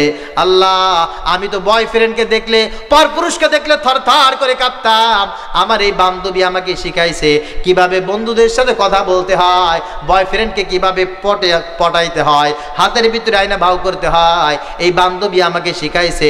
কিয়ামতের ময়দানে যার কাছ থেকে খারাপ কাজগুলো শিখেছে এই কাছের বন্ধুর ব্যাপারে আল্লাহর কাছে নালিশ করে দিবে। আল্লাহ পাক রব্বুল আলামিন বলেন, আদুন ইল্লাল মুত্তাকিন, কেবলমাত্র শুধুমাত্র একমাত্র যারা হক্কানি বন্ধু, মুত্তাকি বন্ধু যাচাই করবে, নামাজি বন্ধু যারা নির্বাচন করবে, হক্কানি বন্ধু যারা নির্বাচন করবে, আদর্শবান বন্ধু যারা নির্বাচন করবে, যেই বন্ধুর মারফতে সুন্দর সুন্দর কথা শিখেছে, নামাজ শিখেছে, পর্দা শিখেছে, ভালো ভালো কথা শিখেছে, আল্লাহ পাক রব্বুল আলামিনের কাছে বলবে, আল্লাহ আমি তো নামাজ পড়তে পারতাম না, ওই বন্ধু আমাকে নামাজ শিখিয়েছে। আল্লাহ আমি সেজদা করতে পারতাম না, বন্ধু আমাকে সেজদা শিখিয়েছে। আমি আল্লাহ জিকির করতে পারতাম না, এই বন্ধু আমাকে শিখিয়েছে। আল্লাহ আজকে আমি একা একা জান্নাতে চলে যাব, এটা হবে না, আমার এই বন্ধুকে একটু ডেকে আনো, ওই বন্ধু আর আমি একসঙ্গে জান্নাতে যেতে চাই। আল্লাহু আকবার। মনে থাকবে? হ্যাঁ মনে থাকবে? আল্লাহ তাআলা তৌফিক দান করুক, সকলে বলে আমিন। ওয়াল মুমিনুনা ওয়াল মুমিনাতু বা'দুহুম আউলিয়াউ বা'দ। আল্লাহ পাক রব্বুল আলামিন বলেন, ভালো মানুষ যতক্ষণ পর্যন্ত ভালো থাকে, যতক্ষণ পর্যন্ত তার বন্ধুগুলো ভালো থাকে, ভালো মানুষ ওই সময় খারাপ হয়ে যায় যেই সময় তার বন্ধুগুলো খারাপ হয়ে যায়। এই জন্য আমি আপনাদেরকে বলবো, আল্লাহ পাক রব্বুল আলামিনের তরফ থেকে একটা মেসেজ, কোনো ইমানদার, কোনো মুসলমান, কোনো ইমানদার মুসলমানের ছেলে অথবা মেয়ে কখনো কোনো অবস্থায় খারাপ কোনো মানুষের সাথে যেন সম্পর্ক না করে, খারাপ কোনো মানুষের সংস্পর্শে যেন না চলে যায়। এটা আপনার সব সময় নজরদারি করার দরকার আছে না নাই? সবাই বলেন, ভালো বন্ধু কেমন, খারাপ বন্ধু কেমন, ভালো মানুষ কেমন, খারাপ মানুষ কেমন? বলো হুজুর আমি যে বন্ধুর সাথে ভালো ব্যবহার করব, আমার বন্ধুটা তো গরিব, ওর ভালো একটা জুতা নাই, ভালো একটা জামা নাই, ওর ভালো একটা পোশাক নাই, ওর সাথে চলাফেরা করলে কি আমার মানুষজন থাকবে? ওর সাথে চলাফেরা করলে কি আমার একটা আছে না, স্ট্যাটাস থাকবে? নবীজি সাল্লাল্লাহু আলাইহি ওয়াসাল্লাম বলেন, মাসালুল জালিসুস সালিহু ওয়াল জালিসুস সু কামা মিলউল মিসকি ওয়া নাফিখুল কির। নবীজি সাল্লাল্লাহু আলাইহি ওয়াসাল্লাম বলেন, ভালো মানুষের সাথে যাদের সম্পর্ক, ওই মানুষের উদাহরণ হলো আতরের সমান। কিসের সমান বলেন? সবাই বলেন, আতরের সমান। যে লোকটা আতর বিক্রি করে, আতর ব্যবসা করে, সুগন্ধির ব্যবসা করে, তুমি যদি তার কাছ থেকে আতর নাও ক্রয় করো, সে যদি তোমাকে আতর হাদিয়া নাও দেয়, যেহেতু আতর বিক্রি করে, ওর হাতের ভিতরে সুঘ্রাণ, ওর দাড়ির ভিতরে সুঘ্রাণ, ওর অঙ্গ প্রত্যঙ্গ জামা কাপড়ের সব জায়গায় সুঘ্রাণ, কারণ ও হচ্ছে আতরের ব্যবসা করে। যেহেতু সে আতরের ব্যবসা করে, ওর কাছে যদি তুমি দাঁড়াও, কিছুক্ষণের জন্য যদি তার কাছে সময় দাও, সুঘ্রাণ তোমার নাকে আসবে, তাতে কোনো সন্দেহ। আর খারাপ মানুষগুলো হচ্ছে কামারের মতো। কামার চেনেন তো আপনারা? বাহিদ্যার মানুষ কামার চেনবো না কেন? কামার যে সব সময়ের জন্য কয়লা বারবার আগুন বানায়, এইটা দিয়ে ছাই বানায়, এটা দিয়ে ধোঁয়া তৈরি করে, আগুন তৈরি করে, ওর ভিতরে লোহা দেয়, বারবার সেই লোহাটা পুড়ায়া দা বানায়, ছুরি বানায়, খুন্তা বানায়। আরে ওই কামারের সাথে বন্ধুত্ব করেছো, এবার বন্ধুর সঙ্গে দেখা করতে গিয়ে কামারের পাশে যখন বসবে, নতুন একটা সুন্দর জামা গায়ে দিয়া বসবে, বন্ধু তখন বলতেছে, বন্ধু আমি কাজ করতে থাকি, তুমি কথা বলতে থাকো। কামার যখন কাজ করতেছে হঠাৎ করে আগুনের একটা ফুলকি এসে তোমার জামার উপরে পড়লো, জামা কিছু নাই, ঠিক কিনা? জামা নাই, ওখান থেকে উড়ে এসে কিছু ছাই পড়লো, কালি কালি হয়ে গেছে, কিছু কয়লা পড়লো, জামা নষ্ট হয়ে গেল, টুপি নষ্ট হয়ে গেল, তোমার পোশাক নষ্ট হয়ে গেল, চেহারার পরে একটা পড়েছে, চেহারা নষ্ট হয়ে গেছে। কামারের সাথে বন্ধুত্ব করলে আগুন খাইবা ফাও, সব জায়গায় কালি মাখবা ফাও, জামা নষ্ট হবে, টুপি নষ্ট হবে, সব কিছু ইন্নামাল ফিরি, ঠিক কিনা? কামারের সাথে বন্ধুত্ব করছো, সব জায়গায় ক্ষতি ক্ষতি আর ক্ষতি। আর আতরের ব্যবসা যে করে তার সঙ্গে বন্ধুত্ব করেছো, লাভ লাভ আর লাভ, ক্ষতির কোনো সন্দেহ। আল্লাহ রাসূল সাল্লাল্লাহু আলাইহি ওয়াসাল্লাম চমৎকার করে বলছেন, শোনো, আল মারউ আলা দীনি খালিলি ফালয়ানজুর আহাদুকুম মিন খিলাইল ইখালিল। হে দুনিয়ার মানুষ, যদি কোনো মানুষের চরিত্র সম্পর্কে তোমরা যদি জানতে চাও, কোনো বুঝতে চাও, তাহলে ওই মানুষের বন্ধুকে একটু যাচাই বাছাই করো। ওই মানুষটার বন্ধুগুলো যদি ভালো হয়, ওই মানুষটা অবশ্যই ভালো হবে। আর ওই মানুষের বন্ধুগুলো যদি খারাপ হয়ে যায়, ওই মানুষটার চরিত্র খারাপ হবে, এতে কোনো সন্দেহ? কথা বলেন। এই জন্য আপনি নামাজ পড়েন, রোজা রাখেন, সব ঠিক আছে, কিন্তু আপনার এই খারাপ খারাপ বন্ধুগুলোর অবস্থা কি হবে? বন্ধুদের অবস্থা কি হবে? এই বন্ধুদের অবস্থা নবীজি সাল্লাল্লাহু আলাইহি ওয়াসাল্লাম বলেছেন, এটা হচ্ছে তোমার সবচাইতে বড় বাস্তবতা। আল মারউ আলা দীনি খালিলি। তোমার বন্ধু যদি খারাপ হয় তুমি খারাপ হবে, তোমার বন্ধু যদি ভালো হয় তুমি ভালো হবে। কারণ একজন দুনিয়ায় বসে কোনো মানুষের চরিত্রের সার্টিফিকেট সবচাইতে সেই ব্যক্তি বেশি দিতে পারে যেই ব্যক্তি তার ক্লোজ ফ্রেন্ড, একেবারে কাছের বন্ধু, ঠিক কিনা? এজন্য যার তার সাথে বন্ধুত্ব করবেন নাকি? হ্যাঁ না। এবার বলবেন যে হুজুর, যার তার সাথে বন্ধুত্ব করা যাবে না, ঠিক আছে, তাহলে কি যার তার সাথে ভালো কথাও বলা যাবে না?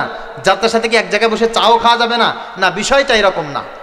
বন্ধুত্ব মানে হচ্ছে হৃদ্যতা, আর কাছে বসা কথা বলা এটা হচ্ছে সামাজিকতা। হৃদ্যতা আর সামাজিকতা পার্থক্য আছে না নাই? কথা বলেন। এলাকার বহু গাঁজাখোর, বহু ফ্যাসিস্ট, বহু অন্যান্য মানুষ, হিন্দু খ্রিস্টান, যাদের সাথে আমরা এক জায়গায় বসি চা খাই, আমি নিজেও এরকম আছে না নাই? এতে কোনো দোষ নাই, এটা হচ্ছে সামাজিকতা। কি বলেন তো ভাই? সামাজিকতা। আর কারোর সাথে বন্ধুত্ব করা, মনের কথাগুলি বলা, তার থেকে কিছু গ্রহণ করা, এটা হচ্ছে হৃদ্যতা। মনে রাখবেন আমার ভাইয়েরা, মনে রাখবেন, হৃদ্যতা এটার সাথে সম্পর্ক হচ্ছে ঈমানের, আর ইবাদতের সম্পর্ক হচ্ছে সামাজিকতার সাথে। হৃদ্যতার অপর নাম হচ্ছে ঈমান, সামাজিকতার অপর নাম হচ্ছে ইবাদত। কারোর যদি ঈমান না থাকে, ও হাজার ইবাদত করুক, ওর ইবাদতের 4 পয়সার কোনো দাম আছে? ঈমান নাই, তাহলে 100 রাকাত নামাজ পড়ুক, 1 লক্ষ রাকাত নামাজ পড়ুক, এই নামাজের কোনো মূল্য নাই। পক্ষান্তরে ঈমান যার ভিতরে আছে, সামান্য কিছু ইবাদত যদি করে, এই আমলগুলোর দাম আছে না নাই? আছে। আপনি সামাজিকতা রক্ষা করবেন একটা বেনামাজির সাথে, কোনো সমস্যা নাই।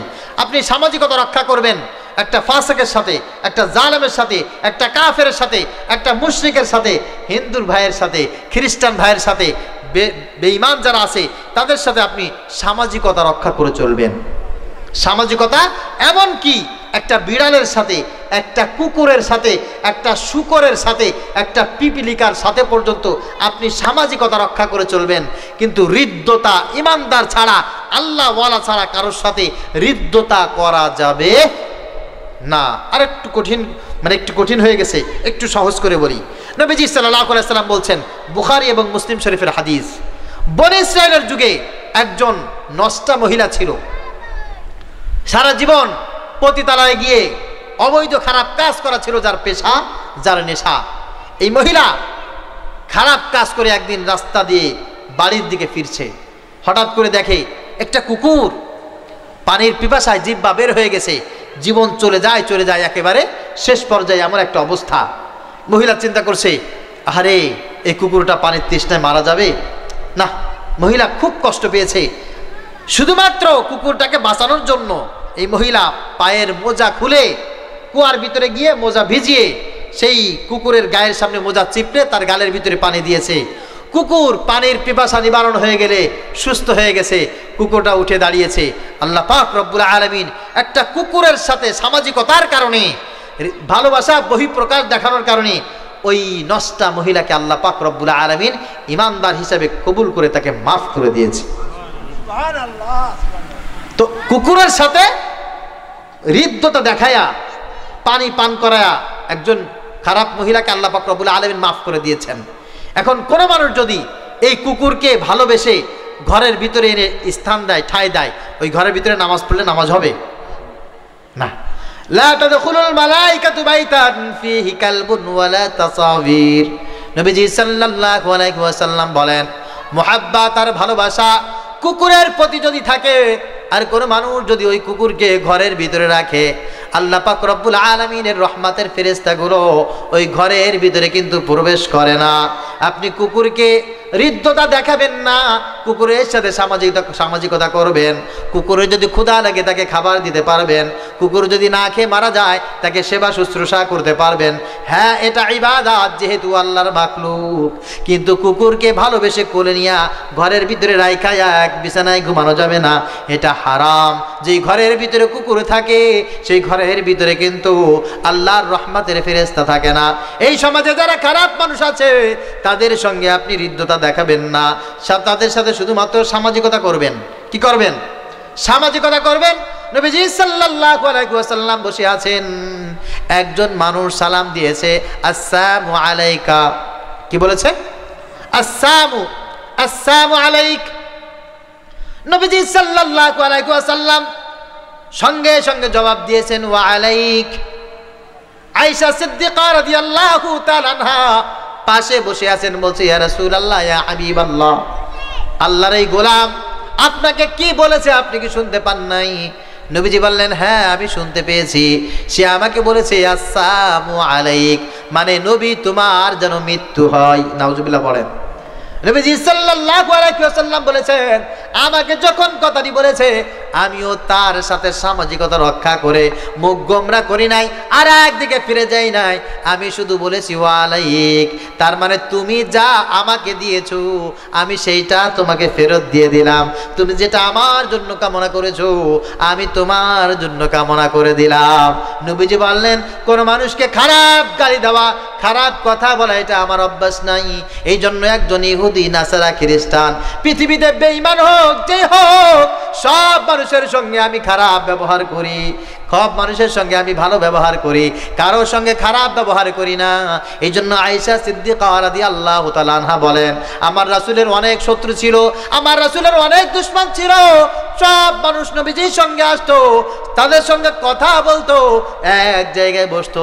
কোনদিন নবীজি সাল্লাল্লাহু আলাইহি ওয়াসাল্লাম লাম ইয়াকুল রাসূলুল্লাহ সাল্লাল্লাহু আলাইহি ওয়াসাল্লাম ফাহিশান ওয়ালা মুতাফাহিশান ওয়ালা লাআনা, কোনদিন কারোর সাথে খারাপ অশ্লীল কোন শব্দ ব্যবহার করেন নাই, গালি দেন নাই, কাউকে কোনোদিন অভিসম্পাদ দেন নাই।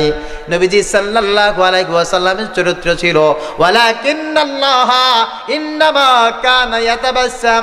নবীজি সব সময় মুস্কি মুস্কি হাসতেন আর সবার সঙ্গে ভালো ব্যবহার করতেন, কিন্তু ভালোবাসতেন শুধুমাত্র একমাত্র তাদেরকে যাদের দিলের ভিতরে ছিল আল্লাহর ভয়। আল্লাহু আকবার। এজন্য ঈমানদারেরা আজকে সবচাইতে তাদেরকে বেশি মহাব্বত করে যারা দুনিয়াদার। দেখবেন আজ থেকে 20 বছর আগে, 30 বছর আগে এই বাহির দিয়ার অবস্থাটা এইরকম ছিল না, আমাদের চরিত্র এরকম খারাপ ছিল না। আহারে, আমার দাদার মুখে শুনেছি, আমি আমার বাবার মুখে শুনেছি, মেম্বারে দাঁড়াইলে কোনো লোক খোঁজ করে পাওয়া যাইতো না, কেউ মেম্বার হতে চাইতো না, চেয়ারম্যান হতে চাইতো না। এলাকার মানুষগুলো প্রাইমারি টিচার, মক্তবের মাস্টার, মসজিদের ইমাম, যেই মানুষগুলো একেবারে সাদা সিধা, যেই মানুষগুলো শিক্ষিত, যেই মানুষগুলো খারাপ কোনো শব্দ জবান দিয়ে বের করতো না, যেই মানুষগুলো কোনোদিন কাউকে কষ্ট দিত না, চুরি করতো না, এই মানুষগুলোকে ডেকে ডেকে এনে মানুষ চেয়ারম্যানে দাঁড়ায় দিত, এই মানুষগুলোকে ধরে ধরে মানুষ মেম্বার বানাইতো। ঠিক কিনা বলেন? এই মানুষগুলোকে যদিও তারা সমাজে আসতে চাইতো না, এই নিরীহ সৎ আদর্শবান সত্যবাদী মানুষগুলোকে ডেকে ডেকে এনে মানুষ মসজিদের সভাপতি বানাইতো, স্কুলের সভা সভাপতি বানাইতো, আর এখন মানুষের চরিত্র নষ্ট হয়ে গেছে। দেখবেন মসজিদের সভাপতি ওই ব্যক্তি হয় যার চরিত্র বলে কোনো জিনিস নাই। স্কুলের সভাপতি ওই ব্যক্তি হয় যার অবৈধ টাকার পাহাড় রয়েছে। আহারে আমাদের সমাজের মেম্বার ওই ব্যক্তি হয় যার নামে 10টা চুরির মামলা আছে। আমাদের চেয়ারম্যান ওই ব্যক্তি হয় যেই ব্যক্তির অবৈধ ইনকামের কোনো হিসাব নাই। ডানে বামে সামনে সব সামনে পিছনে সব জায়গায় টুকু অনৈতিক ইনকাম। এই মানুষগুলো আজকে চেয়ারম্যান হয়, তার কারণটা হচ্ছে আমরা আসলে ভালো মানুষকে মোহাব্বত করি না, ভালোবাসি না, খারাপ মানুষগুলোকে মোহাব্বত করি। খারাপ মানুষকে আমরা সবচেয়ে বেশি ভালোবাসি। বলে হুজুর এইটা বিশ্বাস করলাম না। হ্যাঁ আমি আপনাদেরকে বলে যাচ্ছি, আগামী চেয়ারম্যান নির্বাচনে যদি আমি এই এলাকার চেয়ারম্যান নির্বাচন করি, দেখবেন অনেক মানুষ আপনাদের সামনে এসে টাকা দেবে, পয়সা দেবে, তাদের চরিত্র বলে কোনো জিনিস নাই, তাদের আখলাক আমল বলে কোনো জিনিস নাই। তারা ছিনতাই করে, তারা চাঁদাবাজি করে, তাদের নামে অনেক অপকর্মের মামলা আছে। এই মানুষগুলো আপনার কাছে এসে যখন 1500 টাকা ধরা দেবে, আমার মতো ইমরান যদি আপনাদের কাছে এসে একটা সুন্দর কথা বলে ভোট চায়, আপনি বলবেন হুজুর এই রকম মানুষকে ভোট দিলে ইউনিয়ন চলবে না, ওয়ার্ড চলবে না, আমাদের ওই রকম মানুষ লাগবে। ঠিক না বলেন? তাহলে বোঝা গেল খারাপ মানুষকে আপনি মোহাব্বত করেন, ভালো মানুষকে আপনি মোহাব্বত করেন না। এই দামের ঈমান নিয়ে কবরে নামাজ পাওয়া যাবে না। আল্লাহ পাক রব্বুল আলামিন এখান থেকে আপনাকে ফিরে আসতে বলেছেন।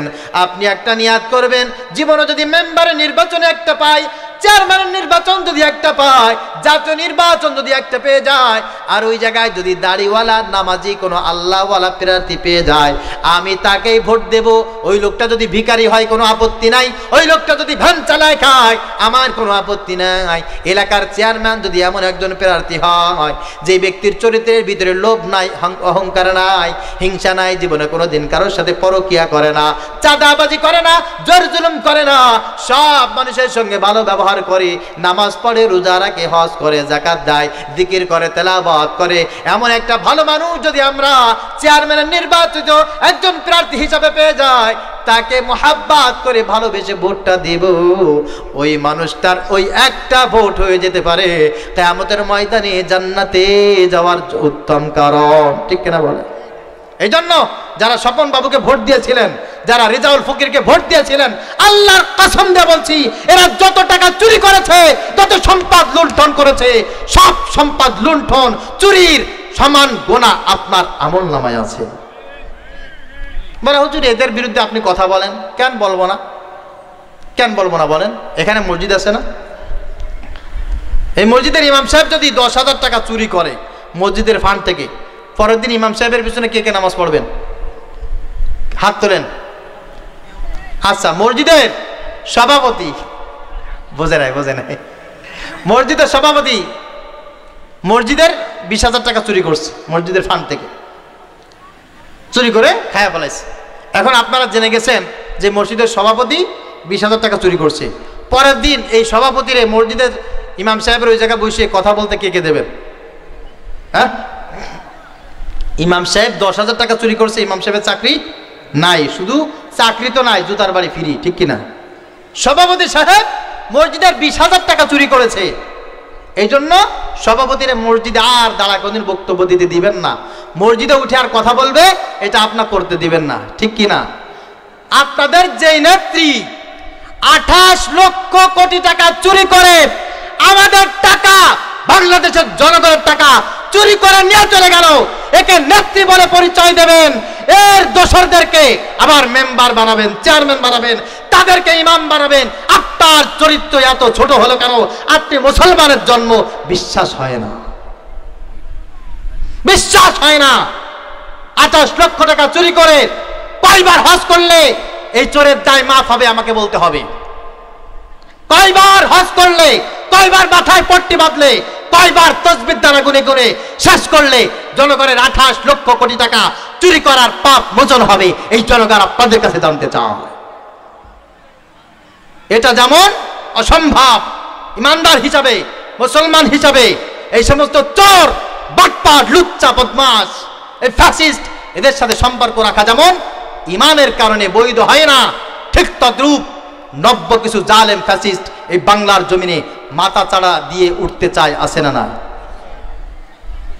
আমি চাই এদেশে সবাই নির্বাচন করবে, সবাই জনগণের খেদমত করবে, বিএনপি করবে, জামাত করবে, চরমায় করবে, অন্যান্য দল যারা আছে সবাই সমানভাবে রাজনীতি করবে। আমার কাছে বিএনপি আলারা ভোট চাইবে, এটা তার রাজনৈতিক অধিকার। আমার কাছে জামাত আলারা ভোট চাইবে, এটা তার রাজনৈতিক অধিকার। ইসলামী আন্দোলন বাংলাদেশ হাত পাখা নিয়ে আমার কাছে ভোট চাইবে, এটা তাদের রাজনৈতিক অধিকার। ঠিক কিনা বলেন? আমি কাউকে অপমান করতে পারি না। ভোট আমি কোথায় দেব এটা আমার আকল বলে দিবে। আমি বিএনপির কাউকে অপমান করতে পারি না, জামাতের কাউকে অপমান করতে পারি না, চরমনার কাউকে অপমান করতে পারি না, কিন্তু আমার জাস্টিফাই করার সুযোগ আছে না নাই? আল্লাহ পাক রব্বুল আলামিন বলেছেন, ইন জাআকুম ফাসিকুম বিনাবাইন ফাতাবায়ানু। যখন কোন মানুষ কোন মেসেজ নিয়ে, কোন মার্কা নিয়ে তোমার সামনে চলে আসবে, তুমি তার চরিত্র জাস্টিফাই করো। অতীতে যদি এ চেয়ারম্যানই করে থাকে, অতীতে যদি এর দল ক্ষমতায় থেকে থাকে, অতীতে যদি এর দল এমপি থাকে, মন্ত্রী থাকে, রাষ্ট্রপতি রাষ্ট্রপ্রধান থাকে, তারা সেই সময় কয় টাকা চুরি করেছে, তার দল বাংলাদেশকে কয়বার দুর্নীতিতে চ্যাম্পিয়ন করেছে, এটা হিসাব করে তারপর তার দলে ভোট দিবা, সিল দিবা। এর আগে তুমি ডানে বামে তাকাইতে পারবা না। যার অতীত ভালো তার ভবিষ্যৎ ভালো হবে। যারা অতীতে চুরি করেছে, ছিনতাই করেছে, চাঁদাবাজি করেছে, ভবিষ্যতে যে আবার চুরি করবে না, এই কোনো ওয়ারেন্টি গ্যারান্টি তোমার নাই। ভাই আমার, খারাপ মানুষের সাথে চলে কোনো মানুষ যেমন খারাপ হতে পারে না, খারাপ মানুষ যেমন কোনো মানুষকে ভালো বানাইতে পারে না, ঠিক তদ্রূপ কোনো চাঁদাবাজ, কোনো সন্ত্রাস, কোনো খুনি, কোনো ফ্যাসিস্ট কোনো রাষ্ট্রকে, কোনো এলাকাকে, কোনো থানাকে, কোনো আসনকে কোনোদিন ভালো পবিত্র বানাইতে পারে? কথা বুঝতে পেরেছেন? কথা ক্লিয়ার? নবীজি সাল্লাল্লাহু আলাইহি ওয়াসাল্লাম আমাদেরকে চমৎকার ভাবে বলছেন, শোনো, লা তুসাহিব ইল্লা মুমিনান ওয়ালা ইয়াকুল তাআমাকা ইল্লা তাকিয়ান। যদি বন্ধু হিসাবে কাউকে বাছাই করতে হয়, ইমানদার ছাড়া কাউকে বন্ধু হিসাবে বাছাই করবা না। যদি কাউকে কোনো হাদিয়া তোফা দেওয়ার দরকার হয়, খবরদার, কাউকে যদি খাবার খাওয়াইতে হয়, হাদিয়া দিতে হয়, মুত্তাকি ছাড়া কোনো ব্যক্তিকে খাবার খাওয়াবা না, হাদিয়া দিবা না, খবরদার। আর মুত্তাকিকে সব জিনিস খাওয়ানো যায় না। খাওয়ানো যায়? কথা বলেন।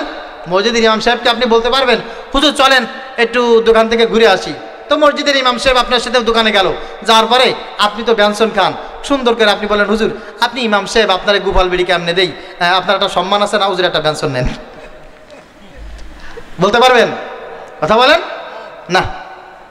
ইন্ডিয়া থেকে আপনি আসছেন, বোতল তো 4-5টা নিয়ে আসছেন, হুজুরে বললেন, হুজুর বোতল তো অনেকগুলো আছে আমার কাছে, আপনি মসজিদের ইমাম, আপনাকে দামি একটা দেই, আপনি মাইরা দেন, বলতে পারবেন? কেন? কেন?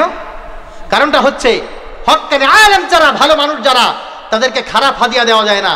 ভালো মানুষদেরকে সবসময় ভালো হাদিয়া দিতে হয়, ভালো মানুষকে ভালো হাদিয়া দিতে হয়। আপনি যাদেরকে বন্ধু বানিয়েছেন ওরা কি পাইলে খুশি আপনি কিন্তু জানেন। আমার মেসেজগুলো আপনি মানেন আর নাই মানেন, আই ডোন্ট কেয়ার, কিচ্ছু আসে যায় না। কিন্তু মনে রাখবেন, আপনি যাকে লিডার বানাচ্ছেন, আপনার লিডার মদ পাইলে খুশি, আপনার লিডার 9টা মহিলাদেরকে পাইলে খুশি, আপনার লিডার সন্ত্রাসী করে, চাঁদাবাজি করে খুশি। আর একজন আলেমকে, আল্লাহওয়ালা মানুষকে যদি আপনি লিডার বানাইতে পারেন, নেতা বানাইতে পারেন, বন্ধু বানাইতে পারেন, আপনি তাহাজ্জুদ পড়বেন, আপনার লিডার খুশি, আপনি রুকু করবেন, আপনার লিডার খুশি, আপনি জনগণের সেবা করবেন, আপনার লিডার খুশি। ঠিক কিনা বলো মুসলমান? আমার নবীজি সাল্লাল্লাহু আলাইহি সাল্লাম এই আদেশটা আমাদের কাছে করছেন। এখন আপনি বলবেন, হুজুর আপনি মানুষকে এত ছোট করে দেখলেন, মানুষকে, হ্যাঁ আপনারা বলেন মানুষের অনেক দাম, ওই মানুষের দোয়া খারাপ হবে, এই মানুষের সাথে চললে মানুষ খারাপ হয়ে যাবে, মানুষকে এত ছোট নজরে দেখলেন। মানুষ আল্লাহর কাছে আশরাফুল মাখলুকাত। অনেকে আবার বলে, হুজুর আপনারা যা বলেন বলেন, কিন্তু আল্লাহ যদি আমাদেরকে ভালো না বাসতো তাহলে আল্লাহ আমাদেরকে খাওয়াইতো না, আল্লাহ আমাদের সবকে না খাওয়ায় মারে বলতো। এজন্য আপনাদের কথা ঠিক না, আল্লাহ আমাকেও ভালোবাসে, আপনাকেও ভালোবাসে। হ্যাঁ ভাই, আপনার কথা ঠিক, কিন্তু আমার নবী সাল্লাল্লাহু আলাইহি ওয়াসাল্লাম বলেন, আন-নাসু কামাআজ, প্রত্যেকটা মানুষের জীবন হচ্ছে একটা খনির মতো, খনিজ পদার্থের মতো, খনিজের মতো। প্রিয় ভাইরা আমার, নবীজি সাল্লাল্লাহু আলাইহি ওয়াসাল্লামের চমৎকার একটা উদ্ধৃতি, চমৎকার একটা কথা, চমৎকার একটা উপমা মানুষের জীবন হচ্ছে এক একটা খনিজ সম্পদের মতো, কামা আদিদ যাহাব ওয়াল ফিদ্দা, যেমনি ভাবে মাটির নিচে খনিজ পাওয়া যায়, স্বর্ণের খনি আছে, রূপার খনি আছে, কয়লার খনি আছে, গ্যাসের খনি আছে। খনির যেমন ভালো ভালো সম্পদ হয়, খনির তেমন খারাপও কিছু সম্পদ হয়। মানুষের মগজের ভিতরে, মানুষের কলবের ভিতরে ভালো জিনিস যেমন আছে, খারাপ জিনিসও তেমন আছে না নাই? হযরত লুকমান হাকিম রাহমাতুল্লাহি আলাইহি তার মুনিবের বাড়ি কাজ করত। হযরত লুকমান হাকিমকে তার মুনিব একটা বকরি দিয়া বলছে, লুকমান এই বকরিটাকে জবাই করো। জবাই করার পর এই বকরির বডির ভিতরে সবচেয়ে খারাপ যে অংশটা আছে, এই খারাপ অংশটা তুমি আমার কাছে এনে ফেরত দাও। লুকমান হাকিম ছাগলটা জবাই কইরা তার বুক চিরা একটা দিল বের করে আনলেন। বের করে এনে তার মনিবের সামনে বলছেন, মনিব এই ছাগলটার গোটা বডির ভিতরে সবচাইতে খারাপ জিনিসটা হচ্ছে এই দিল। এবার লুকমান হাকিমকে তার মালিক বলছে, আমার লুকমান এইবার এই ছাগলের গোটা বডির ভিতরে সবচাইতে ভালো যে জিনিসটা আছে, ভালো যে অঙ্গটা আছে ওটা তুমি বের করে আনো। হযরত লুকমান হাকিম ছাগলের এইবারও সেই দিলের অংশটা এনে মনিবের সামনে পেশ করেছেন। মনিব বলছে, তোমাকে আমি সবচাইতে ভালো জিনিসটা আনতে বলেছিলাম, তুমি যে অংশটা নিয়ে এসেছ খারাপ জিনিসটা আনতে বলেছি, তাও ঠিক সেই জিনিসটাই তুমি নিয়ে চলে আসো। তোমাকে আমি বলতে চাই ভালো যেইটা খারাপ সেইটা, এটা কেমন করে হয়?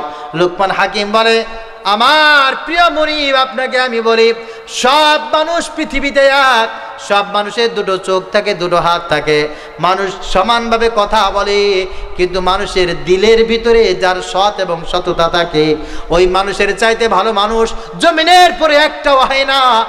আর যেই মানুষটার দিলটা খারাপ থাকে ওই মানুষের চাইতে নিকৃষ্ট মানুষ একজন হয় না। এই জন্য যার কলবটা ভালো, যার দিলটা ভালো, ওই মানুষটা সব চাইতে বেশি ভালো।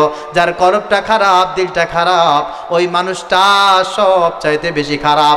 এই জন্য মানুষের সাথে যদি বন্ধুত্ব করতে হয়, মানুষের সঙ্গে যদি চলতে হয়, দেখতে হবে ওই মানুষটার চরিত্র ভালো নাকি মন্দ। হযরত আলী রাদিয়াল্লাহু তাআলা আনহু বলেন, এই কথাটা বলে আমি শেষ করে দেব, একটু চুপ করে বসেন পরে।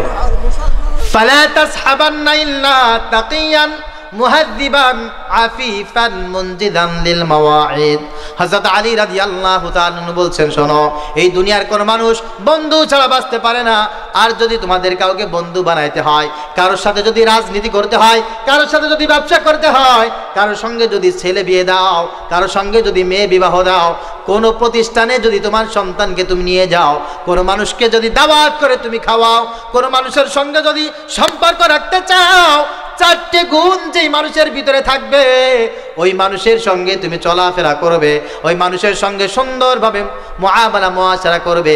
আর এই চারটে গুণ যার ভিতরে থাকবে না, খবরদার এই মানুষের সাথে তোমার কোনো যেন সম্পর্ক না হয়। হযরতে আলী রাদিয়াল্লাহু তাআলা আনহু বলেন, এক নম্বরে ফালা তাসহাবান্না ইল্লা তাকিয়ান, যে ব্যক্তি আল্লাহকে ভয় করে না ওই ব্যক্তির সাথে তোমার যেন কোনো সম্পর্ক না হয়, ওই ব্যক্তির কোনো দল যেন তুমি না করো, ওই ব্যক্তির পিছনে দাঁড়ায়া করো স্লোগান দিবা না, ওই ব্যক্তিকে কোনোদিন তুমি ভোট দিবা। কথা বলেন, এই ব্যক্তির ভিতরে যদি আল্লাহর ভয় না থাকে, আল্লাহর ভয় যদি না থাকে, তার সাথে সবকিছু করা যাবে। যার ভিতরে আল্লাহর ভয় থাকবে সেই ব্যক্তি দেশের কল্যাণ চাইবে, ঠিক না বলেন? সেই ব্যক্তি জনগণের কল্যাণ চাইবে, সেই ব্যক্তি আগে সংস্কার চাইবে, আগে নির্বাচন বলে লাফাবে না, কারণ ও তো আল্লাহকে ভয় করে। আহারে, যারা নির্বাচন করে লাফায়, ও তো তার পকেটের ধান্দা করতেছে।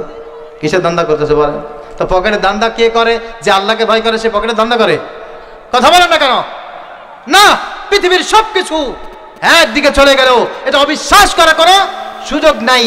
এই মুহূর্তে নির্বাচন যারা করতেছে এরা নিঃসন্দেহে পকেট টাকা করতেছে।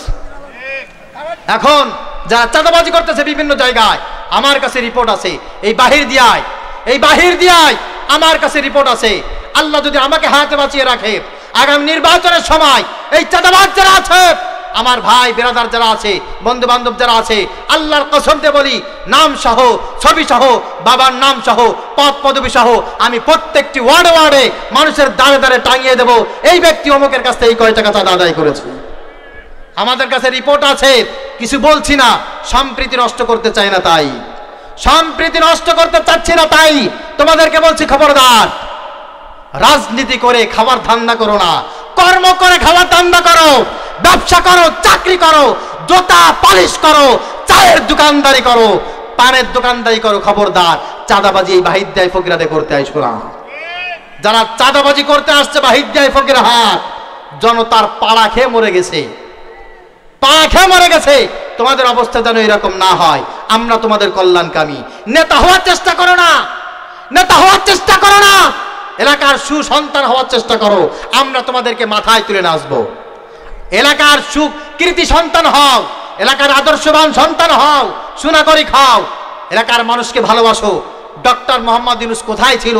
এই বাংলার দামাল ছেলেরা তাকে সেখান থেকে টেনে এনে এদেশের প্রধান উপদেষ্টা যদি বানাইতে পারে। তুমি যদি দেশের কল্যাণ চাও, আমার এলাকার কল্যাণ চাও, তুমি কোন দলের সভাপতি, কোন দলের কি, এটা আমার দেখার দরকার নাই। তোমাকে আমরা ওখান থেকে বের করে এনে আমাদের মাথার উপরে তোমাকে মেম্বার বানাবো, তোমাকে চেয়ারম্যান বানাবো।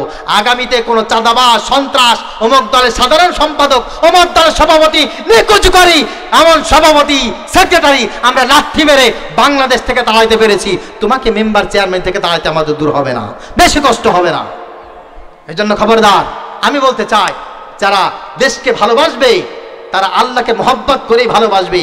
আর যারা পকেটের ধান্দা করবে, এরা যদি কয় আমি আল্লাহকে মহব্বত করি, ভালোবাসি, এটা ভাওতাবাজি, মিথ্যা কথা, মিথ্যা কথা। এই মিথ্যা কথা জনগণ আর বিশ্বাস করবে। দুই নম্বরে মুহাদ্দিবান, যারা ভদ্র, যারা শিষ্টাচারিত্র বজায় রাখবে, যারা বেয়াদবি করবে না, বড়কে সম্মান করবে, ছোটকে স্নেহ করবে, এই সমস্ত মানুষের সঙ্গে বন্ধুত্ব করবা। দেখবেন সমাজে কিছু মানুষ আছে যারা বেয়াদব। কি বলেন? বেয়াদব। গতকাল আমার একজন বন্ধু আছে, কবির বিন সামাদ, নাম শুনেছেন আপনারা? খুব কাছের বন্ধু আমার, কবির বিন সামাদ। কয়েকটা সাক্ষাৎকারে আমার নামটা বলেছে যে আমি বিভিন্ন সময় যার কাছ থেকে বিপদে আপদে মুসিবতে পরামর্শ নেই, দুঃখের সময়, তিনি হচ্ছেন মাওলানা ইমরান বিন লুৎফুর। উনি এই কথাটা কয়েকটা টেলিভিশনে, কয়েকটা চ্যানেলে সাক্ষাৎকারে বলেছে। 2012 সাল থেকে কবির বিন সামাদের সাথে আমার সম্পর্ক। কবির বিন সামাদের কয়েকটা গান আছে, ভিডিও আছে, মাথায় পাগড়ি পরা, দেখবেন ওই পাগড়িটা আমার দেওয়া। আমি তাকে এই পাগড়িটা উপহার দিয়েছিলাম। উনি আমার কাছে কয়েকবার এসেছেন। গতকাল তার মাহফিল ছিল সাতক্ষীরায়, কথা বুঝবেন, গতকাল তার আলোচনা ছিল সাতক্ষীরায়, পাশে বসেছিল। আমি অভয় দিয়ে বলছি, বিএনপির একজন বেয়াদব চেয়ারম্যান, কুলাঙ্গার, বেজন্মা একজন চেয়ারম্যান পাশে বসেছিল, অকথ্য ভাষায় তাকে গালিগালাজ করেছে। যে গালিগালাজ করেছে, এই গালিগালাজগুলো এখন আপনাদের সামনে বলা আমার পক্ষে অসম্ভব। আমার কথা বুঝতে পেরেছেন? যারা গালিগালাজ করে এরা ভদ্র না অভদ্র? কথা বলেন। যারা বক্তাকে শাসন করতে চায়, বক্তাকে যারা স্টেজ থেকে নামিয়ে দিতে চায়, মারার হুমকি দেয়, হত্যার হুমকি দেয়, এরা কি বেয়াদব নাকি আদবওয়ালা? এরা বেয়াদব। এই বেয়াদবদের সাথে যাদের সম্পর্ক থাকবে, এই বেয়াদবদেরকে যারা লিডার বানাবে, আমরা কোনোদিন কোনো অবস্থায় তাদেরকে সাপোর্ট করতে পারি না। তাদের ব্যাপারে আজকে সাতক্ষীরায় মানববন্ধন হয়েছে। আমি কবির বিন সামাদের সাথে আজকে মেসেঞ্জারে কথা বলেছি। আমি বলেছি, ভাই, ঝড় না আসলে কোন গাছের গোড়া কত মজবুত এটা যেমন বোঝা যায় না, সমাজে কিছু বেয়াদব মানুষ আছে, তারা একটু লাফালাফি করবে, আপনার শিকড় আল্লাহ পাক রব্বুল আলামিন মজবুত করবেন। আপনি আপনার ঈমানের উপরে অটল অবিচল থাকুন, দৃঢ়ভাবে আল্লাহর কাছে চাইতে থাকুন, আল্লাহ পাক রব্বুল আলামিন আপনার দ্বারা তিনি খেদমত নেবেন। আমি কথাটা বলছি এই কারণে, এই সমাজে কিছু বেয়াদব আছে যারা মুরব্বীদেরকে সম্মান করে না, মা বোনদেরকে ইজ্জত করে না, বিভিন্ন জায়গায় খারাপ আচরণ করে, আঙুল তুলে এটা সেটা বলে, খারাপ ভাবে কথা বলতে চায়, আর কথায় কথায় বলে আমাকে চেনো, হাং করেঙ্গা ত্যাং করেঙ্গা। এই সমস্ত বেয়াদব যারা হবে, এদের সাথে কোনো মুমিন মুসলমানের সম্পর্ক থাকতে পারে? কথা বলেন। রাত্রে 1টা 2টা 3টায় মাহফিল শেষ করে বাড়ি যাওয়ার সময় রাস্তার পাশে দেখি 3, 4, 5 জন 10 জন মিলে রাস্তার পাশে মোবাইল নিয়ে এই মার মার মার ধর ধর ধর, এই ডানে যা ডানে যা, ধর ধর তুই ধর তুই ধর, আরে আমি কি চলে গেলাম। পাশ দিয়ে ওর আব্বা যায় নাকি ওর উস্তাদ যায়, ওর দাদা যায়, কোনো কিছু খেয়াল নাই। পিছন দিয়ে যদি বলা হয় ভাইয়া একটু সরে বসেন, হ্যাঁ কেরে খেলা ডিস্টার্ব করে কেরে। এইগুলো সবচাইতে একটা সুন্দর পরিচয় হচ্ছে এরা বেয়াদব। কি বলেন ভাই? বেয়াদব। বেয়াদবের কোনো ধর্ম নাই, বেয়াদবের কোনো রাষ্ট্র নাই, বেয়াদবের কোনো এলাকা নাই, বেয়াদবের কোনো প্রতিষ্ঠান নাই। বেয়াদবের সবচাইতে বড় পরিচয় হচ্ছে সে বেয়াদব। মা বোনদের ভিতরে, মহিলাদের ভিতরে কিছু বেয়াদব আছে, বিশেষ করে কলেজ এবং হাই স্কুলের অনেক মেয়েরা আছে, রাস্তার পাশ দিয়ে যায়, এমনভাবে যায়, এমনভাবে যায়, আরে আমি হুজুর মানুষ হয়েছে কি যে বিপদে আছি। ও এমনভাবে তাকায়, এমনভাবে বলে কেমন যেন ওকে দেখে আমার রাস্তার পাশে নেমে যেতে হয়। আর যদি বলা হয় যে একটু শালীনতার সাথে চললে ভালো হয় না, আমি কি আপনারটা খাই? আপনি আমাকে ওসিয়াত করতে আসছেন, আপনি আমার কে হন? সরেন আপনার কাজ আপনি গিয়ে করেন গিয়া। এরকম আছে না নাই? কথা বলেন। অন্যের স্ত্রী যদি এরকম বেপরদায় চলে, রাস্তায় খারাপ আচরণ করে, শুধু এটাও বাদ দেন, এটাও বাদ দেন, একটা যুবতী মেয়ে কলেজের সামনে একটা ছেলের হাত ধরে হাঁটবে, আপনি কিছু কথা বলে দেখেন, মাগো এই ছেলেটার হাত ধরে হাঁটতেছো, ছেলেটা তোমার কি হয়? খালি এতটুকু বলবেন।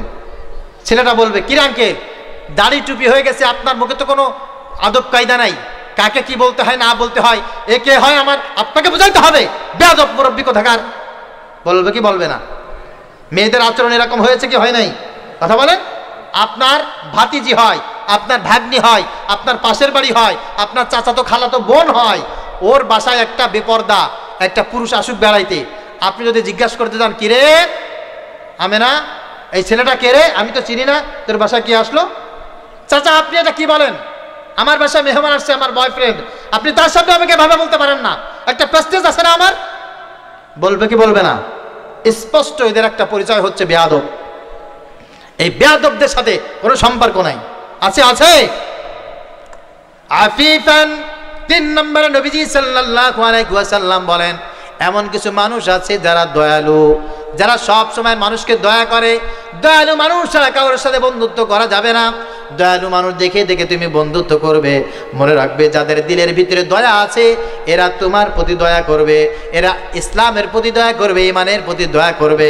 আর যাদের ভিতরে দয়া নাই, মায়া নাই, এরা দিন শেষে তোমাকে ঠকাবে। কি করবে বলেন? ঠকাবে।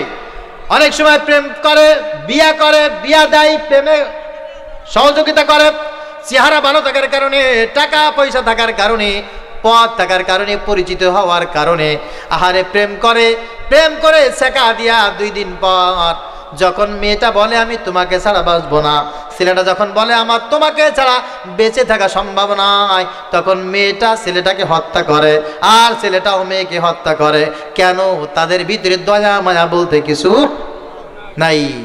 স্বামীর ভিতরে দয়া নাই, বিবাহ হয়ে গেছে, দয়া না থাকার কারণে 2টা 3টা 4টা সন্তান, তারপরেও এই দাজ্জাল স্বামী সেই মহিলাকে ছোটখাটো একটা ভুলের জন্য তালাক দিয়ে দেয়, তাকে ঘর থেকে বের করে দেয়। তার ভিতরে কোনো দয়া নাই। এই তো কিছুদিন আগে, রমজানের কিছুদিন আগে আমাদের এই কামটার একটা ছেলে আর ওই যশোরের একটা মেয়ে মোবাইলের ভিতরে পরকিয়া করেছে। ওই মহিলাটা ভালোবাসায় আবদ্ধ হয়ে কামটায় চলে আসছে। ছেলেটা বলছে তুমি এখানে কেন আসছো?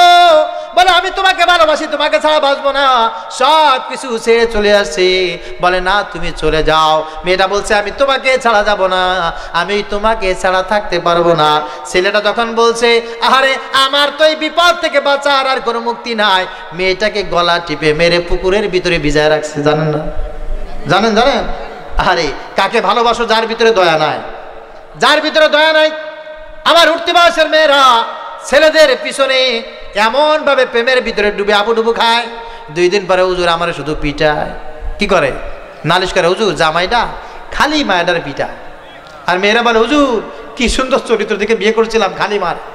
যার ভিতরে দয়া নাই মায়া নাই ও মারা কেন? তো মেরেও ফেলতে পারে। ঠিক কিনা বলেন?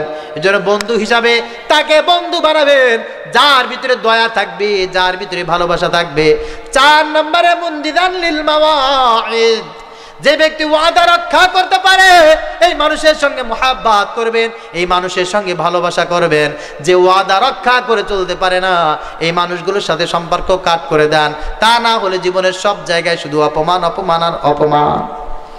কত মানুষ আপনাকে ওয়াদা দিছে না, যে যে ওয়াদা রেখেছে তার সাথে চলবেন, আর যে যে ওয়াদা রাখে নেই মনে করবেন এই আপনার জন্য সবচাইতে বড় ক্ষতিকর, সবচাইতে বড় ক্ষতিকর।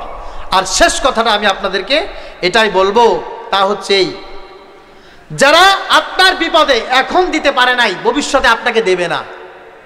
কথা মনে রাখবেন। অনেক মানুষ এসে আমাদের কাছে বলে, হুজুর দোয়া করেন আপনার এই যে মাদ্রাসায় আমার, যদি আমি এটা চাকরি তালাশ করতেছি, যদি চাকরি হয়ে যায় হুজুর আমি এই মাদ্রাসায় 20,000 টাকা দেবো, 50,000 টাকা দেবো, হুজুর আপনি দোয়া করেন যে আমার চাকরিটা হয়ে যায়। ওই গাজাখোর চাকরি 10টা হইলেও মাদ্রাসায় কাছে আসবে না। চাকরি যদি 10টা হয় তাও কাছে আসবে না। ও এখন চাকরি নেই তো ও 10 টাকা মসজিদে দিবে, 10 টাকা দিয়ে বলবে হুজুর আমার কাছে টাকা নাই, আমি 10 টাকা দিলাম, কি করলাম এই 10 টাকা আপনাকে দিলাম, হুজুর দোয়া করেন এই 10 টাকা এখন দিলাম ভবিষ্যতের জন্য 10,000 দিতে পারি। এই মানুষগুলো দেখবেন ঠিক আছে। কথা বুঝতে পেরেছেন? এইগুলো মানুষের ওয়াদা ঠিক আছে। কিছু সংখ্যক মানুষ নির্বাচন আসতে পারে নাই, ও বড় বড় ফুলঝুরি দেবে, আমি যদি ক্ষমতা আসি 1 কোটি মানুষের কর্মসংস্থান তৈরি করব, আমি যদি আগামীতে ক্ষমতায় চলে আসি 2 কোটি মানুষকে বেকার ভাতা দেব। মনে রাখবেন ও ক্ষমতায় কিন্তু আগে ছিল, দেশের সব বিক্রি করে খায়া দুর্নীতিতে দেশটা চ্যাম্পিয়ন বানাইছে। ও ভবিষ্যতে যদি আসে 1 কোটি মানুষকে চাঁদাবাজ বানাবে, 2 কোটি মানুষকে চাঁদার ভাগ দিবে। ও জীবনে কোনোদিন মানুষের কল্যাণ চাইবে না, ওদের পেট কোনোদিন ভরবে না। এই জন্য যারা নগদ দিতে পারে না তারা ভবিষ্যতে দেবে এটা কল্পনাও করবেন না।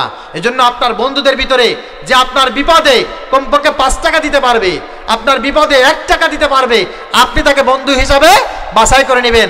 আর শুধু খাবে আর খাবে বলবে বন্ধু মনে কিছু করিস না, চাকরি নাই তো, চাকরি হলে তোদেরকে দেবো, বন্ধু ব্যবসাটা শুরু করলে তোকে ব্যবসায় উন্নতি হলে তোকে দেবো, ওই রকম বন্ধু থেকে দূরে থাকবেন। মনে থাকবে ইনশাআল্লাহ, মনে থাকবে। যা কিছু বললাম আল্লাহ পাক রব্বুল আলামিন সর্বপ্রথম আমাকে, যারা শুনলেন সবাইকে আমল করার তৌফিক দান করুক। সকলে বলি আমিন।